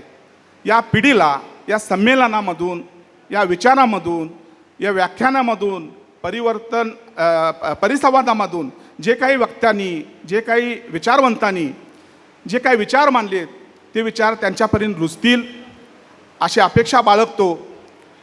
आणि आपण मला या निमित्तानं 10 मिनटं बोलायची संधी दिली. माझी 10 मिनटं झालेली आहेत. मॅडमनी 5च मिनटं दिलेली होती. बोलण्यासारखं भरपूर आहे. जनसंवादाचा मी विद्यार्थी आहे, भाग वेगळा. एखादा मेसेज दुसऱ्यापर्यंत पोहोचवण्यासाठी शब्दशः कसा पद्धतीने जातो ते विल्बर श्राम आम्हाला शिकवतो, हेराल्ड ऑस्वेल शिकवतो. तर ह्या पद्धतीनं आपण जे आपल्याला या कोल्हापूरच्या श्रोत्यांना संत साहित्यिक साहित्याचा अभ्यास करणाऱ्या विचारवंतांना, विद्यार्थ्यांना आपण संधी दिलीत त्याबद्दल पुन्हा एकदा आपल्या सर्वांचं, आयोजकांचं मी आभार मानतो आणि मी थांबतो. जय हिंद. खूप खूप धन्यवाद सर. वेळ कमी आहे. खरं म्हणजे इतके छान वक्ते आहेत. मला तर असं वाटतं की स्पेशली सगळ्यांना 1-1 तास देऊन त्यांचं रेकॉर्डिंग करावं आणि ते यूट्यूबवर प्रसारित करावं, जेणेकरून लोकांपर्यंत त्यांचे सगळेचे सगळे विचार व्यवस्थित पुढे जातील. असाही एक उपक्रम आपण सगळ्यांच्या साथ सहकाराने आणि सहकार्याने करूया. त्यानंतर आमंत्रित करते माननीय डॉक्टर अवतार सिंह जी, आपको मैं नम्र अनुरोध करती हूँ, कृपया आप आएँ और अपने विचार यहाँ प्रस्तुत करें. बाणी गुरु गुरु हैं बाणी, विच बाणी अमृत सारे, गुरबाणी कहें सेवक जन मानै, परताख गुरु निस्तारे. आज के इस पावन सभा के सभाध्यक्ष, मंच पर विराजमान सभी द्विजन, विद्वानजन और मेरे समक्ष हाजिर सभी भाइयों और बहनों, आप सबको प्रणाम करते हुए आज का जो विषय है, अस्वस्थ वर्तमान में संत विचारों की भूमिका क्या है, उसका महत्व क्या है. सबसे पहले हमें यह विचार करना होगा कि समाज अस्वस्थ कब बनता है और कैसे बनता है. इसका एक ही उत्तर है कि जब संत विचारों का अभाव होता है, तब वर्तमान या भूतकाल में समाज हमेशा अस्वस्थ होता है. जब भी संतों के विचारों का अभाव हो जाएगा, वह मुख्य धारा से वह गौण हो जाएंगे, उस समय पर यह जो समाज है यह अस्वस्थ हो जाएगा. समाज आज ही अस्वस्थ है ऐसी बात नहीं है. समाज तब से अस्वस्थ है जब से यह समाज बना है. अगर हम सतयुग की बात छोड़ दें, मैं पहले क्षमा चाहूँ आपसे कि आज मेरी आवाज़ ठीक नहीं है, थोड़ा गला बैठा हुआ है, आप इसी तरीके से मुझे स्वीकार करें. अगर हम सतयुग की बात छोड़ दें और भगवान राम का जो युग था, जिसे हम त्रेता युग कहते हैं, क्या त्रेता युग स्वस्थ था? त्रेता युग का समाज स्वस्थ था? अगर स्वस्थ होता तो रावण माता सीता का हरण नहीं कर पाता. इसका अर्थ है कि तभी भी समाज अस्वस्थ था. उसके बाद भगवान कृष्ण का युग आया, जिसे हम द्वापर युग कहते हैं. क्या द्वापर युग स्वस्थ था? नहीं था. अगर द्वापर युग स्वस्थ होता तो द्रौपदी का चीरहरण नहीं हुआ होता भरी सभा में. क्या उस सभा में विद्वानजन नहीं बैठे थे? क्या उस सभा में गुरुजन नहीं बैठे थे? बड़े बड़े विद्वान, बड़े बड़े ऋषि, बड़े बड़े राजनीतिज्ञ, विदुर जैसे, द्रोणाचार्य जैसे लोग वहाँ पर बैठे, और उसके बाद भी द्रौपदी का अपमान हुआ. इसका अर्थ यह है कि उस समय भी समाज अस्वस्थ था. आए वर्तमान के ऊपर, वर्तमान समाज को हम कहते हैं कि अस्वस्थ है. इसमें कोई संदेह नहीं है कि अस्वस्थ है. भगवान कृष्ण ने कहा, यदा यदा ही धर्मस्य ग्लानिर्भवति भारत. इसका अर्थ के हे अर्जुन, जब जब इस धरती पर धर्म का ह्रास होगा, संतों के विचार गौण हो जाएंगे, दुय्यम हो जाएंगे, पाप जो है प्रमुख हो जाएगा, उस समय मैं धरती पर अवतार लेकर आऊँगा. यहाँ पर एक शब्द आया है भारतः. इसका मैं थोड़ा अर्थ स्पष्ट कर दूँ. आम तौर पर यह समझा जाता है कि जब जब भारत में धर्म की हानि होगी, यहाँ भारत का अर्थ भारत देश नहीं है, यहाँ भारत का अर्थ है अर्जुन. अर्जुन को भारत कहा है. हे अर्जुन, जब जब इस धरती पर, इस समाज पर अत्याचार बढ़ जाएगा, आसुरी प्रवृत्तियाँ बढ़ जाएंगी, तब तब मैं अवतार लेकर आऊँगा. यह इस पंक्ति का एक अर्थ है. इस पंक्ति का दूसरा भी अर्थ है, अप्रत्यक्ष रूप से भगवान ये कह रहे हैं कि जब जब मैं आऊँगा मुझे आने की आवश्यकता पड़ेगी, इसका अर्थ यह है कि तब तब तुम गिर जाओगे नैतिकता से, इसलिए तो आना पड़ेगा। अगर हम धर्म में हों तो किसी भगवान को, किसी संत को बार बार आकर हमें प्रबोधन करने की, जो हम आंतरिक नींद में सोए हुए हैं, हमें जगाने का यत्न न करना पड़े। क्योंकि जब जब भी संस्कृति कैसी होती है, मैं एक उदाहरण से आपको समझाऊं। हमारी जो भारतीय संस्कृति है उसको एक कल्पना करें कि वो एक बॉल है, बहुत बड़ा गेंद है। संस्कृति एक गेंद है, उसको चलाने के लिए अलग अलग समयों के अंदर जो युग पुरुष आते हैं, जैसे कि हम महाराष्ट्र की बात करें, ज्ञानेश्वर जी महाराज, तुकाराम जी महाराज, श्री गुरु ग्रंथ साहिब जी के अंदर 3 महाराष्ट्र के भक्तों की वाणी है। उसमें से सर्वप्रथम नामदेव जी है, एक त्रिलोचन जी है और एक परमानंद जी है। ये तीनों के तीनों महाराष्ट्र के हैं, पंजाब से भी हैं, यूपी से हैं, मध्य प्रदेश से हैं। गुरु ग्रंथ साहिब महाराज पूरे जगत में एक ऐसा धर्म ग्रंथ है जिसके अंदर गुरुओं के वाणी के अलावा सनातन काल से लेकर के 5 शताब्दियों तक जितने भी संत अद्वैतवादी हुए हैं उन सभी की वाणी गुरु ग्रंथ साहिब में संकलित है और वो हमें प्रकाश देती है। जैसे मैंने कहा कि बार बार आना पड़ेगा, इसका अर्थ है कि बार बार हम धर्म से च्युत हो जाएंगे, बार बार हम धर्म का विस्मृत कर देंगे। ऐसे समय ही संतों की जो वाणी है और संतों का जो विचार है उसकी आवश्यकता तब तब हमें पड़ती है। पर हमारा यह दुर्भाग्य है कि हम संतों के वाणी को सिर्फ पढ़ते हैं, उसका विचार नहीं करते, उसको समझते नहीं। जैसे कहा है कि एकातरी ओवी अनुभवावी, एक पंक्ति तो कम से कम जीवन में डाल लें।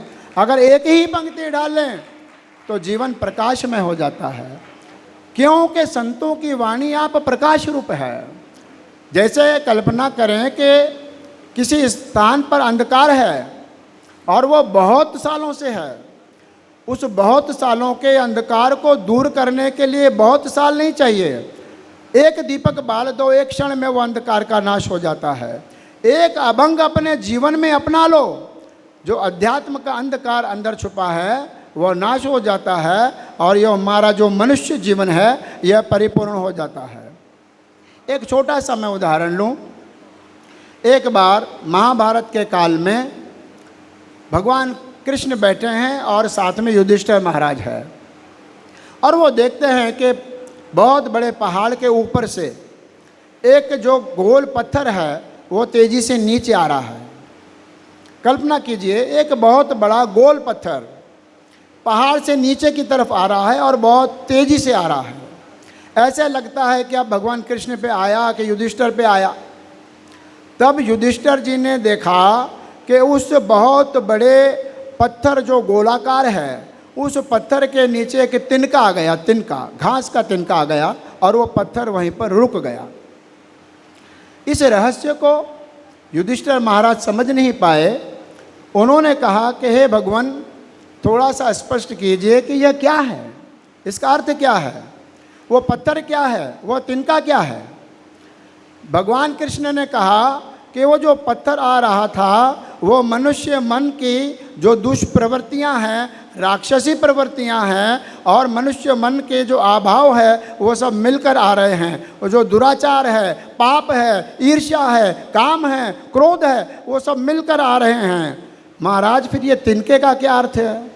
वह जो तिनका है, कितने भी पाप और आसुरी प्रवृत्तियां जब हमारी तरफ आते हैं तो वो जो तिनका है ना वह धर्म है, वो जो तिनका है वह सत्य है। जब तिनका हमारे जीवन में आ जाए, जब सत्य हमारे जीवन में आ जाए, जब धर्म हमारे जीवन में आ जाए तो यह जो गोलाकार पत्थर है वो आसुरी प्रवृत्तियों का वहीं पर रुक सकता है। उसको रोकने के लिए आज क्या करना होगा?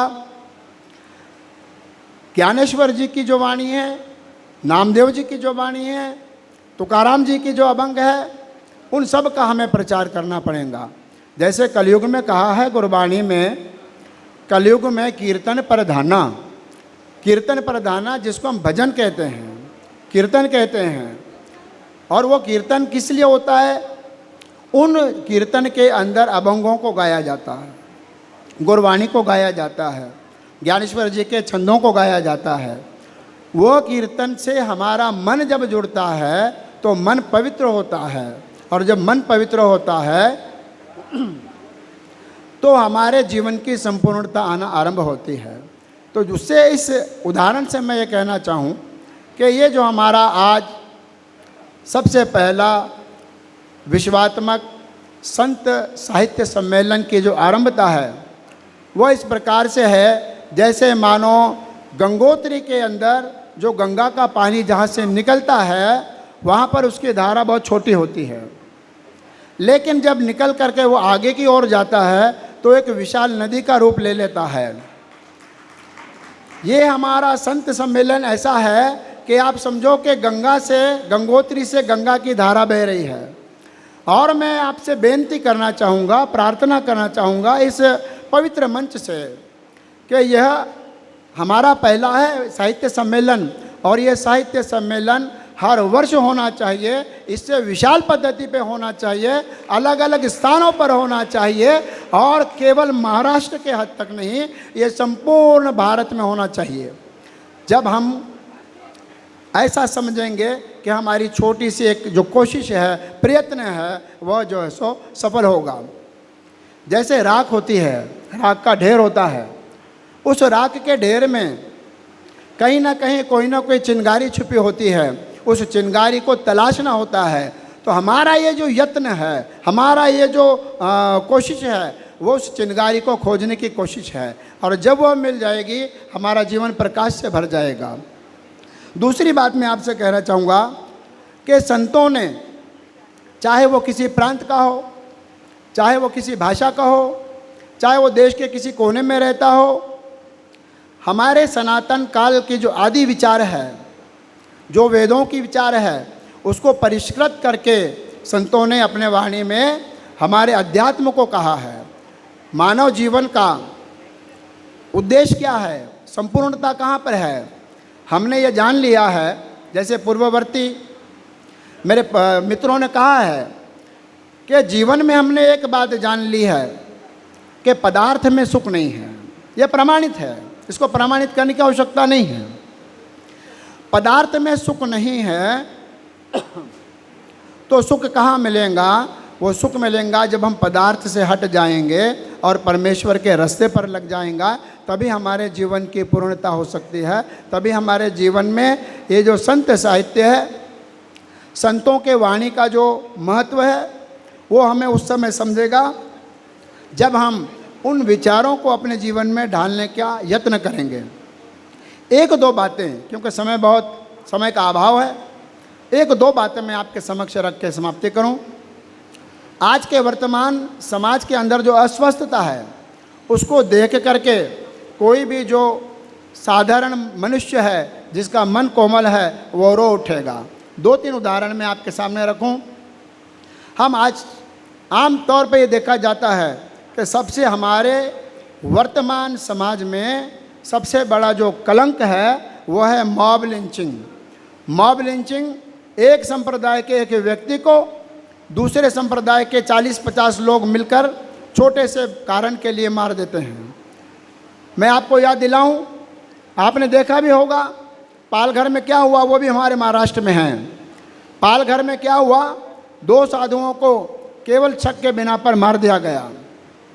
वो जो साधु हो सकता हमारे रास्ते पर चलने का वो यत्न कर रहे हों, वो साधु जो समाज को प्रबोधन कर सकता है, ऐसे साधु को हमारे ही प्रांत में महाराष्ट्र के अंदर छोटे से कारण के लिए मार दिया जाता है, मॉब लिंचिंग कर दी जाती है। यह उस गांव पर नहीं, यह पूरी मानवता के ऊपर एक कलंक है। इसको हमें बचना होगा। दूसरा है ऑनर किलिंग। ऑनर किलिंग हमारी प्रतिष्ठा के लिए, हमारे इज्जत के लिए, हमारे ख़ानदान को बचाने के लिए हम किसी को मार देते हैं। अक्सर ये प्रेमी जोड़ियों में हमें देखा गया है। यह भी समाज के ऊपर एक कलंक है। तीसरा जो हम अस्वस्थता देखते हैं वो है गाय माता के नाम पर अलग अलग प्रांतों में हिंसा हुई है। यह भी हमारे समाज के लिए ठीक नहीं है। गाय माता की रक्षा प्रत्येक हिंदू का धर्म है, इससे कोई इनकार नहीं है, लेकिन उसके नाम पर अगर हिंसा होती है तो मैं समझता हूँ यह अस्वस्थता है। दूसरा, लव जिहाद के नाम पर हिंदू लड़कियों को बहला फुसला करके उनका यौन शोषण किया जाता है, यह भी मैं कहता हूँ हमारे समाज की एक बहुत बड़ी अस्वस्थता है। उसके बाद ज़बरदस्ती धर्म परिवर्तन करना किसी का, ये हमारे समाज की अस्वस्थता है। अगर खुशी से कोई किसी के धर्म में जाए तो कोई आपत्ति नहीं है, लेकिन ज़बरदस्ती लालच बताकर किसी प्रकार से उनको बहला फुसला कर उनका धर्म परिवर्तन किया जाता है, तो ये समाज की अस्वस्थता है। और अपने धर्म का प्रचार हो, प्रचारक सोचते हैं उसके प्रचारक करने के लिए युवाओं को जो है सो बहला फुसला कर लालच दे करके धर्म परिवर्तन जो किया जाता है, वह भी हमारे समाज के अंदर एक बहुत बड़ी अस्वस्थता है। समय के समाप्ति की तरफ मैं जाऊं, गुरु महाराज कहते हैं कि जितनों भी, मैंने कहा जितने भी संतों ने हमें प्रबोधन किया है, वो अलग अलग प्रांत के हो, अलग अलग भाषा के हो, अलग अलग क्षेत्रों के हो, उनका जो मूल भावना है, उनका जो मेन कंसेप्ट है, वो सभी का एक है। वो क्या है? एक पिता एकस के हम बारक, तू मेरा गुरु है। हम सभी, जो हमारा सनातन मत है, वो ये कहता है कि हम सभी एक ही परमात्मा की संतान हैं और आपस में हम भाई भाई हैं। इसलिए एक भाई दूसरे भाई को जब लड़ता है तो समाज के अंदर अस्वस्थता आ जाती है। फिर गुरु महाराज कहते हैं, हिंदू तुरक को राफजी इमाम साफ़ी, मानस की जात सब एक पहचान बो। मनुष्य, केवल पूरे मनुष्य की जाति एक ही है, और वो क्या है? वो मानवता है। मानवता ही हमारी जाति है और मानवता ही हमारा धर्म है। जब हम इस धर्म से च्युत हो जाते हैं तो फिर ये समाज के अंदर अस्वस्थता आ जाती है। यह अस्वस्थता ना आए, इसके लिए हमारे जीवन में हम देखते हैं कि जो भारतीय जनमानस है, भारत का जो मूल पाया है, वो हमारा जो केंद्र है, वो है आध्यात्मिकता। हम अपने केंद्र से दूर हो रहे हैं, हम पदार्थ की तरफ भाग रहे हैं, हम सुख की तरफ भाग रहे हैं, लेकिन सुख पा नहीं रहे हैं, सुख की कल्पना में केवल दुखी हो रहे हैं। इसलिए हमारा केंद्र अध्यात्म है। हमारा जीवन सादगी से भरा होना चाहिए, निस्वार्थ मानव सेवा करनी चाहिए। जो रूढ़िवादी बंधन हैं उन्हें तोड़ा जाना चाहिए। समानता का निर्माण, प्रेम और दया का निर्माण, शिक्षा का निर्माण और देशभक्ति का निर्माण, जब इतनी चीज़ें होंगी तो ये जो अस्वस्थता हमारे समाज में फैली हुई है, यह धीरे धीरे दूर होगी। और इस दूर करने के लिए एक छोटी बात कहूँ कि मार्ग पे हमें चलना है। आपका ध्यान चाहूँगा, मार्ग पे हमें चलना है। मार्ग बड़ा सुंदर है और हम कहें कि यह मार्ग बहुत सुंदर है, यह मार्ग का दृश्य बड़ा सुंदर है, मार्ग के दोनों तरफ अच्छे अच्छे वृक्ष लगे हैं। हम मार्ग की स्तुति करते जाएं तो हम कहीं नहीं पहुंच पाएंगे। उस मार्ग पे चलना होगा, जब चलने लगेंगे तब हम पहुंच पाएंगे। और ये चलने की दिशा में आज ये जो पहला विश्वात्मक संत साहित्य सम्मेलन का आयोजन यहाँ पर किया गया है, कल भी इसका पहला सत्र हुआ है, आज दूसरा दिन, अंतिम दिन है। मैं सभी का तहे दिल से धन्यवाद करता हूँ कि मुझे नांदेड़ तखत सचखंड गुरुद्वारा हुजूर साहिब से बुलाकर आप संत लोगों के दर्शन करने का मुझे सौभाग्य मिला, दो शब्द आपके समक्ष रखने का सौभाग्य मिला। अंत में मैं ये कहना चाहूँगा, छोड़ो विवाद, छोड़ो विवाद, मैं पंजाबी तू बंगाली, वह काशी का निवासी है। छोड़ो विवाद, मैं पंजाबी तू बंगाली, वह काशी का निवासी है। यह सब हम बाद में हैं, सबसे पहले भारतवासी है। यह सब हम बाद में हैं, सबसे पहले भारतवासी। नमस्कार, जय हिंद। बहुत बहुत धन्यवाद। डॉक्टर अवतार सिंह जी ने बहुत ही अच्छे रूप से अपने विचार यहाँ व्यक्त किए। अस्वस्थ वर्तमान में अस्वस्थता क्या है और उसकी संवेदनशीलता क्या है, इसके बारे में बहुत विस्तृतपूर्ण उन्होंने यहाँ पर अपने विचार व्यक्त किए। तत्पश्चात मैं आमंत्रित करती हूँ डॉक्टर रविंद्र ठाकुर सर को, कृपया वो अल्पवधि में ही अपने विचार यहाँ व्यक्त करें। धन्यवाद।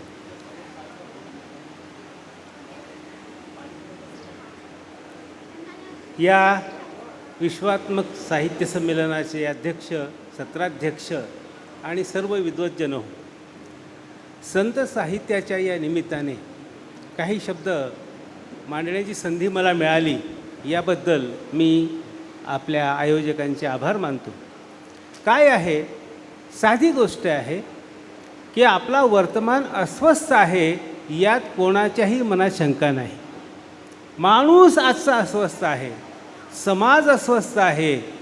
टी व्हीवरच्या बातम्या बघवत नाहीत, वाचवत नाहीत, तरीसुद्धा आपण त्या वाचतो, किंबहुना त्या बातम्यांपासून आपण दूर जाऊ शकत नाही अशी परिस्थिती आहे. कल्पनाही करू शकत नाही आपण. अशा प्रकारच्या घटना किती मोठ्या प्रमाणात घडत आहेत, आपण त्याचे साक्षीदार आहोत. चांगलं फार कमी घडतं, वाईट फार जास्त घडतं. आणि आजकालच्या अलीकडच्या काळामध्ये जे काही अनेक संकटं मानवजातीवर येऊन गेली, संपूर्ण मानवजातीवर, आपण काय फक्त भारतापुरता विचार करू शकत नाही. संपूर्ण मानवजातीवर जे संकट आलेली आहेत त्याला आपण साक्षीदार आहोत, त्याचे आपण भागीदार आहोत, आपण त्याचे अनुभवदार आहोत. अशी परिस्थिती आहे, अजूनही मिटलेलं नाही आहे. कुठलेही कोरोना म्हणा, आणखी काही महागाई म्हणा, भ्रष्टाचार म्हणा, काय गुन्हेगारी किती वाढलेली आहे हे आपण पाहतो आहोत. आणि कल्पनाही आपण करू शकत नाही अशा प्रकारच्या घटना घडत आहेत आणि त्यामध्ये वरचेवर वाढ होत आहे. ही परिस्थिती आहेच. मग अशा परिस्थितीमध्ये आजच्या आपल्याला संत साहित्य काय मार्गदर्शन करू शकतं अशा प्रकारचा विचार आपल्यासमोर येतो आहे. अहो, आजच ही परिस्थिती आहे का? ज्या काळामध्ये भारतामध्ये एक प्रकारचं धार्मिक अराजक निर्माण झालेलं होतं, त्या काळामध्ये ज्ञानेश्वरांनी ज्ञानेश्वरी लिहिली, नामदेवांनी त्यांची अभंगवाणी लिहिली, तुकारामांनी त्यांची अभंगवाणी लिहिली. तोही काळ अस्वस्थच होता. त्याही काळामध्ये धार्मिक एक प्रकारचं अराजक माजलेलं होतं आणि म्हणून त्यांना काही विचार मांडावे लागले. ही वस्तुस्थिती आहे. साधी गोष्ट घ्या, आजही आपण पाहतो मुंबईसारख्या शहरामध्ये म्हणे एका इमारतीत काही लोक मांसाहारी आहेत आणि म्हणून त्यांना तिथे राहण्याचा अधिकार नाही अशी भूमिका काही लोकांनी घेतली. हा काय प्रकार आहे? मी मांसाहाराला काही चांगलं म्हणत नाही, मी मांसाहाराला वाईटही म्हणत नाही. याविषयीचा एक दाखला मित्र हो आपल्याला देतो. येशू ख्रिस्ताला जेव्हा त्याच्या अनुयायांनी विचारलं की मांसाहाराविषयी तुमचं काय मत आहे, तेव्हा येशू ख्रिस्त म्हणाले, तुमच्या तोंडात काय जातं हे महत्त्वाचं नाही, तुमच्या तोंडातून बाहेर काय पडतं हे महत्त्वाचं आहे. बघा किती सुंदर विचार आहे. तुमच्या तोंडात काय जातं हे महत्त्वाचं नाही, तर तुमच्या तोंडातून बाहेर काय पडतं हे महत्त्वाचं आहे. अहो, किती धर्माचे लोक आहेत, किती या जगामध्ये. आता विश्वात्मक साहित्य संमेलन म्हटलेलं आहे, त्यामुळे आपण भारतापुरता, महाराष्ट्रापुरता विचार करू शकत नाही, करू नकाच. आपण जगातल्या संतांचा विचार करूया. बघा ना, आपल्याकडे संत साहित्य जे निर्माण झालेलं आहे त्या संतांचा धागा, संतांचे विचार हे सूफी संप्रदायातल्या संतांशी जोडलेले आहेत. शेख मोइनुद्दीन चिश्ती अजमेर, ते सूफी संप्रदायाचे उद्गाते आहेत. त्यांनी बघा, तरी ते जरी मुस्लिम संत असले तरीसुद्धा त्यांचे शिष्य हे हिंदूसुद्धा होते. रामदेव वगैरे असे शिष्य होते त्यांचे. सूफी संप्रदाय आणि वारकरी संप्रदाय यांचे विचार जोडलेले आहेत. आपण भारतापुरता विचार करू शकत नाही. या सूफी संप्रदायामध्ये अनेक आणखी संत होऊन गेले, शेख कुतुबुद्दीन वगैरे अनेक नावं आहेत. आणि संत साहित्यामध्ये सुद्धा काही मुस्लिम संत होऊन गेले नाव. कुठल्याही जातीभेदाचा प्रकारच नाही आहे. कितीतरी मी ते म्हणतो, संत साहित्यानं संपूर्ण समाज, संपूर्ण देश एका धाग्यात ओवलेला आहे. एक बघा ना, शेख मोहम्मद यांच्यासारखा एक मोठा संत मुस्लिम समाजामध्ये होऊन गेला. आणि या सूफी संप्रदायाच्या विचारांनी आपले हे जे हिंदू संत आहेत, मग ज्ञानेश्वर असतील, नामदेव, तुकाराम वगैरे, ह्यांच्यावर प्रभाव पडलेला आहे. म्हणजे कुठलाही धार्मिक अशा प्रकारचा भेदभाव नाही आहे संत साहित्यामध्ये. जगाचा सुद्धा, देशांचा सुद्धा भेदभाव नाही आहे. बघा ना, शेख मोइनुद्दीन चिश्ती कुठून आले, त्यांचे विचार स्वीकारलेले आहेत. तर हा जो विचार आहे ना तो विश्वात्मक आहे. आणि म्हणून बघा या ठिकाणी तुकारामांनी म्हटलेलं आहे, जगाच्या कल्याणा संतांच्या विभूती. जगाच्या कल्याणा संतांच्या विभूती, देशाच्या नाही फक्त जगाच्या.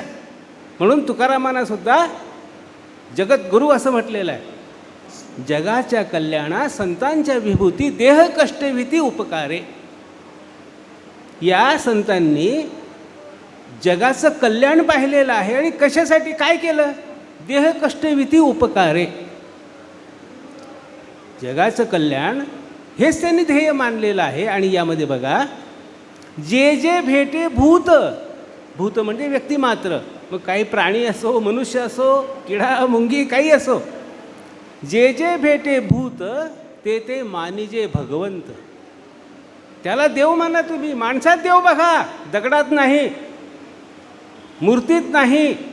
बघा, जे जे भेटे भूत ते ते मानिजे भगवंत, अशा प्रकारचा विश्वात्मक विचार. आणि मला आनंद होतो आहे, मी तुमचं अभिनंदन करतो की तुम्ही विश्वाचा विचार करून हे साहित्य संमेलन घडवलेलं आहे. हे वाढवा, हा विचार वाढवा.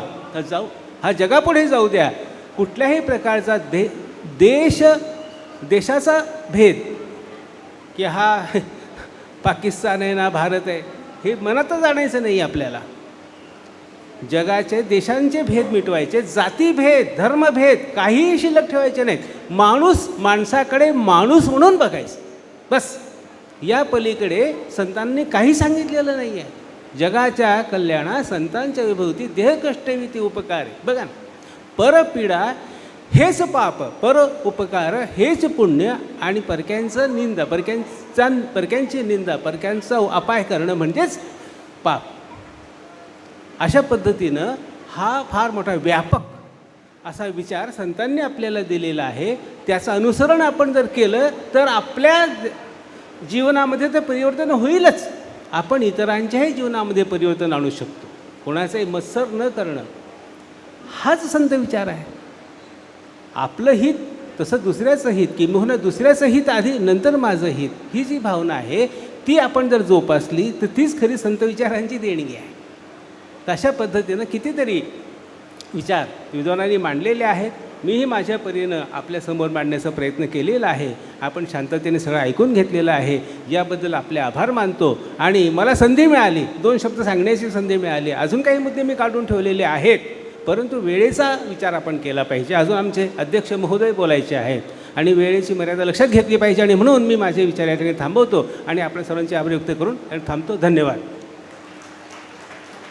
खूप खूप धन्यवाद सर. अगदी थोडक्यातच आपण आपले विचार खूप छान पद्धतीने मांडलेले आहेत. यानंतर आपण वळतो आहोत अध्यक्षीय भाषणाकडे, परंतु त्याआधी मी माझेही विचार एका ओळीत इथं मांडू इच्छिते, कारण असा प्रघात आहे की अध्यक्ष बोलल्यानंतर कोणी आपले विचार मांडू नये. तर ज्याप्रमाणे गरज ही शोधाची जननी असते, गरज ही जशी शोधाची जननी असते, तसंच प्रश्न हे आपल्याला अस्वस्थ करत असतात. आणि हे जी अस्वस्थता आहे ते आपल्याला कृतिशील करत असतं. आणि ही कृतिशीलता समाधानाकडे जाते आणि समाधान शोधण्याचा प्रयत्न करते, म्हणजेच उत्तर शोधण्याचा प्रयत्न करते. तर अस्वस्थ वर्तमानात जे आहे, हे अस्वस्थ वर्तमानाचं एकच उत्तर आहे, ते म्हणजे संत साहित्य. मी आमंत्रित करते प्राध्यापक डॉक्टर दिगंबर शिर्के, कुलगुरू शिवाजी विद्यापीठ कोल्हापूर यांना. त्यांनी आपलं अध्यक्षीय भाषण करावं. सर्वांना नमस्कार. पहिल्या विश्वात्मक संत साहित्याचे संमेलनाध्यक्ष हरिभक्तपरायण न्यायमूर्ती डॉक्टर मदन महाराज गोसावी आणि आजच्या दुसऱ्या दिवसाच्या पहिल्या सत्राचे सर्व सन्माननीय वक्ते, त्याच्यामध्ये डॉक्टर श्रीराम पवार आहेत, डॉक्टर भूषण स्वामी आहेत, आदरणीय राजेंद्र कुमार चौगले आहेत, डॉक्टर अवतार सिंग आहेत आणि आमच्या शिवाजी विद्यापीठाचे मराठीचे माजी अधिविभाग प्रमुख माझे पूर्व सहकारी डॉक्टर रवींद्र ठाकूरजी पण आहेत. वेळ खूप झालेला आहे आणि माझी ही इच्छा तिथं व्यासपीठावर जाऊन बोलायची होती, परंतु संमेलनाच्या अध्यक्षांनी मला आदेश दिला की आपण तिथून हलायचं नाही आहे. त्यामुळे अध्यक्षाचं मान्य करायचं असतं. हा सुद्धा एक विचार आहे आणि त्याचा मी आदर करतो आणि मग आपली आज्ञा शिरसामान्य मानून काही गोष्टी आपल्यासमोर मांडतो.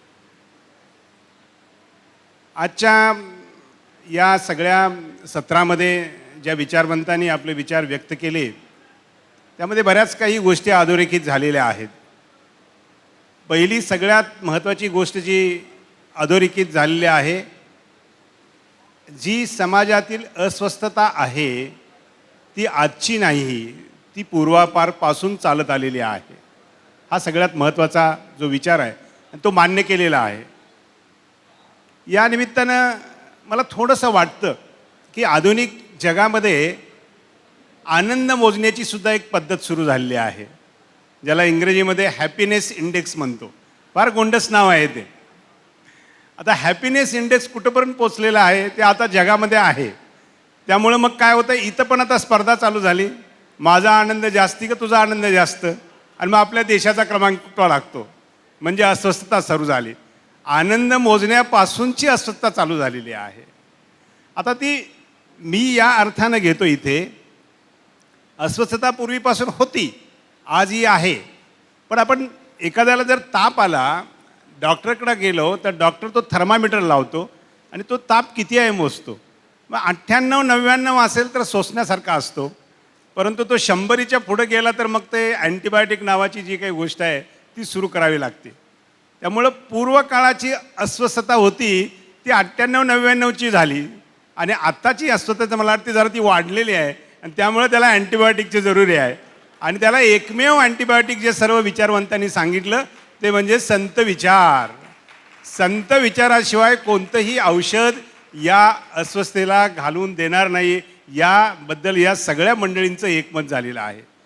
प्रत्येकाने आपल्या आपल्या शब्दामध्ये आपल्या आपल्या विचारामध्ये ते जे गोष्टी आणलेल्या आहेत त्याच्यामध्ये सगळ्यात महत्त्वाची दुसरी गोष्ट अशी की याला कारण कोण आहे. तर डॉक्टर भूषण स्वामींनी अतिशय चांगल्या पद्धतीने त्यांचं विश्लेषण केलं. ते विश्लेषण असं की शरीराची अस्वस्थता आणि मनाची अस्वस्थता. तर मनाचं ज्या वेळेला येतं त्यावेळेला मला वाटतं त्याला आपण स्वतः कारणीभूत असतो. या सगळ्या गोष्टीला आपण स्वतः कारणीभूत आहे. डॉक्टर श्रीराम पवार यांनी सुद्धा ती सुरुवात केलेली आहे. स्पर्धा, मला माहीत आहे की आपण सगळेजण टी व्ही पाहता आणि पूर्वीच्या टी व्हीवर एक जाहिरात असायची. ती जाहिरात कशाची होती मी सांगत नाही, पण त्यातलं एक वाक्य सांगतो, हे दिल मांगे मोर. आपण कधी समाधानी नाही, हे दिल मांगे मोर. साधा होता फोन, त्यावेळेला पण फोन पाहिजे होता, नंतर मोबाईल आल्यानंतर पण पाहिजे होता. आता दुसऱ्याच्या हातात कोणता फोन आहे त्याच्यावर आपण अस्वस्थ होतो. म्हणजे कुठंपर्यंत पोचली अस्वस्थता. आपल्याला जे नाही आहे त्याच्यामुळे जास्त दुःखी होतो, आपल्याकडे जे आहे त्याच्यावर आपल्याला समाधान नाही आहे. संतांचे विचार हेच सांगतात, आहे त्यात समाधान माना. चालताय ना, चांगलं चालता येते, गाडीकडे बघू नका, ज्याला चालता येत नाही त्याच्याकडे बघा, म्हणजे तुम्हाला समाधान लाभेल.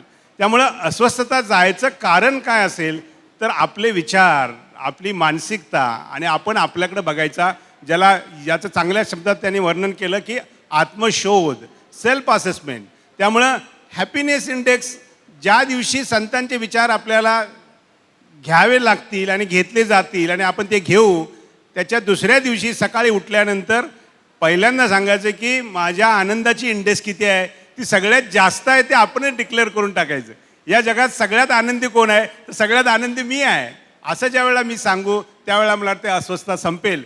जर आपण दुसरा किती आनंदी आहे ज्यावेळेला विचार करू त्यावेळेला मात्र आपण दुःखी होऊ, कारण आनंदाची दुसरी बाजू ही दुःखही असते. त्यामुळं अस्वस्थता घालवायची असेल तर आनंदी राहणे, आनंदी ठेवणे, आनंदी करणे, या सगळ्या गोष्टी आहेत. डॉक्टर स्वामींनी सांगितलं की आपल्याकडं शरीराची जी काही व्याधी आहे त्याच्यावर आधुनिक उपचार दिलेले आहेत. तिथंही मी जरा येतो आणि तिथं मी आपल्याला सांगतो की व्याधी निर्माण करायला पण कोण आहे तर ते आपणच आहोत. आज आपल्याला असं वाटतं की ग्लोबल वॉर्मिंग नावाची एक गोष्ट नवीन आली.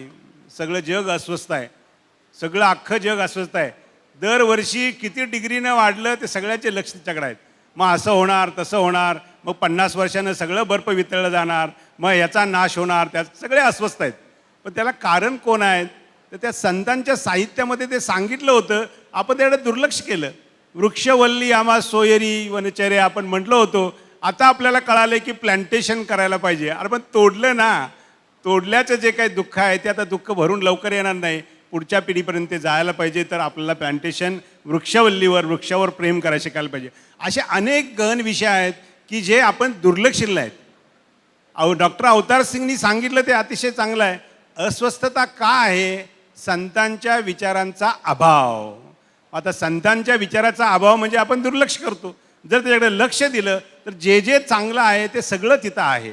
मतं कोणाचीही असू देत, त्याला स्कूल ऑफ थॉट्स म्हणतो आपण, शाळा कोणत्याही असू देत, पण सगळ्या संत मंडळींचं एक विचार आहे, मानवता एक धर्म आहे, आपण सर्व मानव आहोत आणि एकच संतान आहे या सगळ्या जगाची.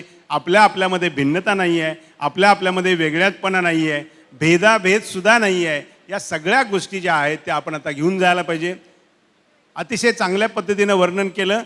ते कसं केलं की ही गंगोत्री आहे आणि या गंगोत्रीची सुरुवात आहे ती करवीर नगरीमध्ये झालेली आहे. पहिलं विश्वात्मक साहित्य संमेलन करवीर नगरीत सुरू झालं आणि ही गंगा पुढे घेऊन जाणार आहेत सगळी मंडळी. आपल्या सर्वांच्या वतीने मी सगळ्यांना शुभेच्छा देतो.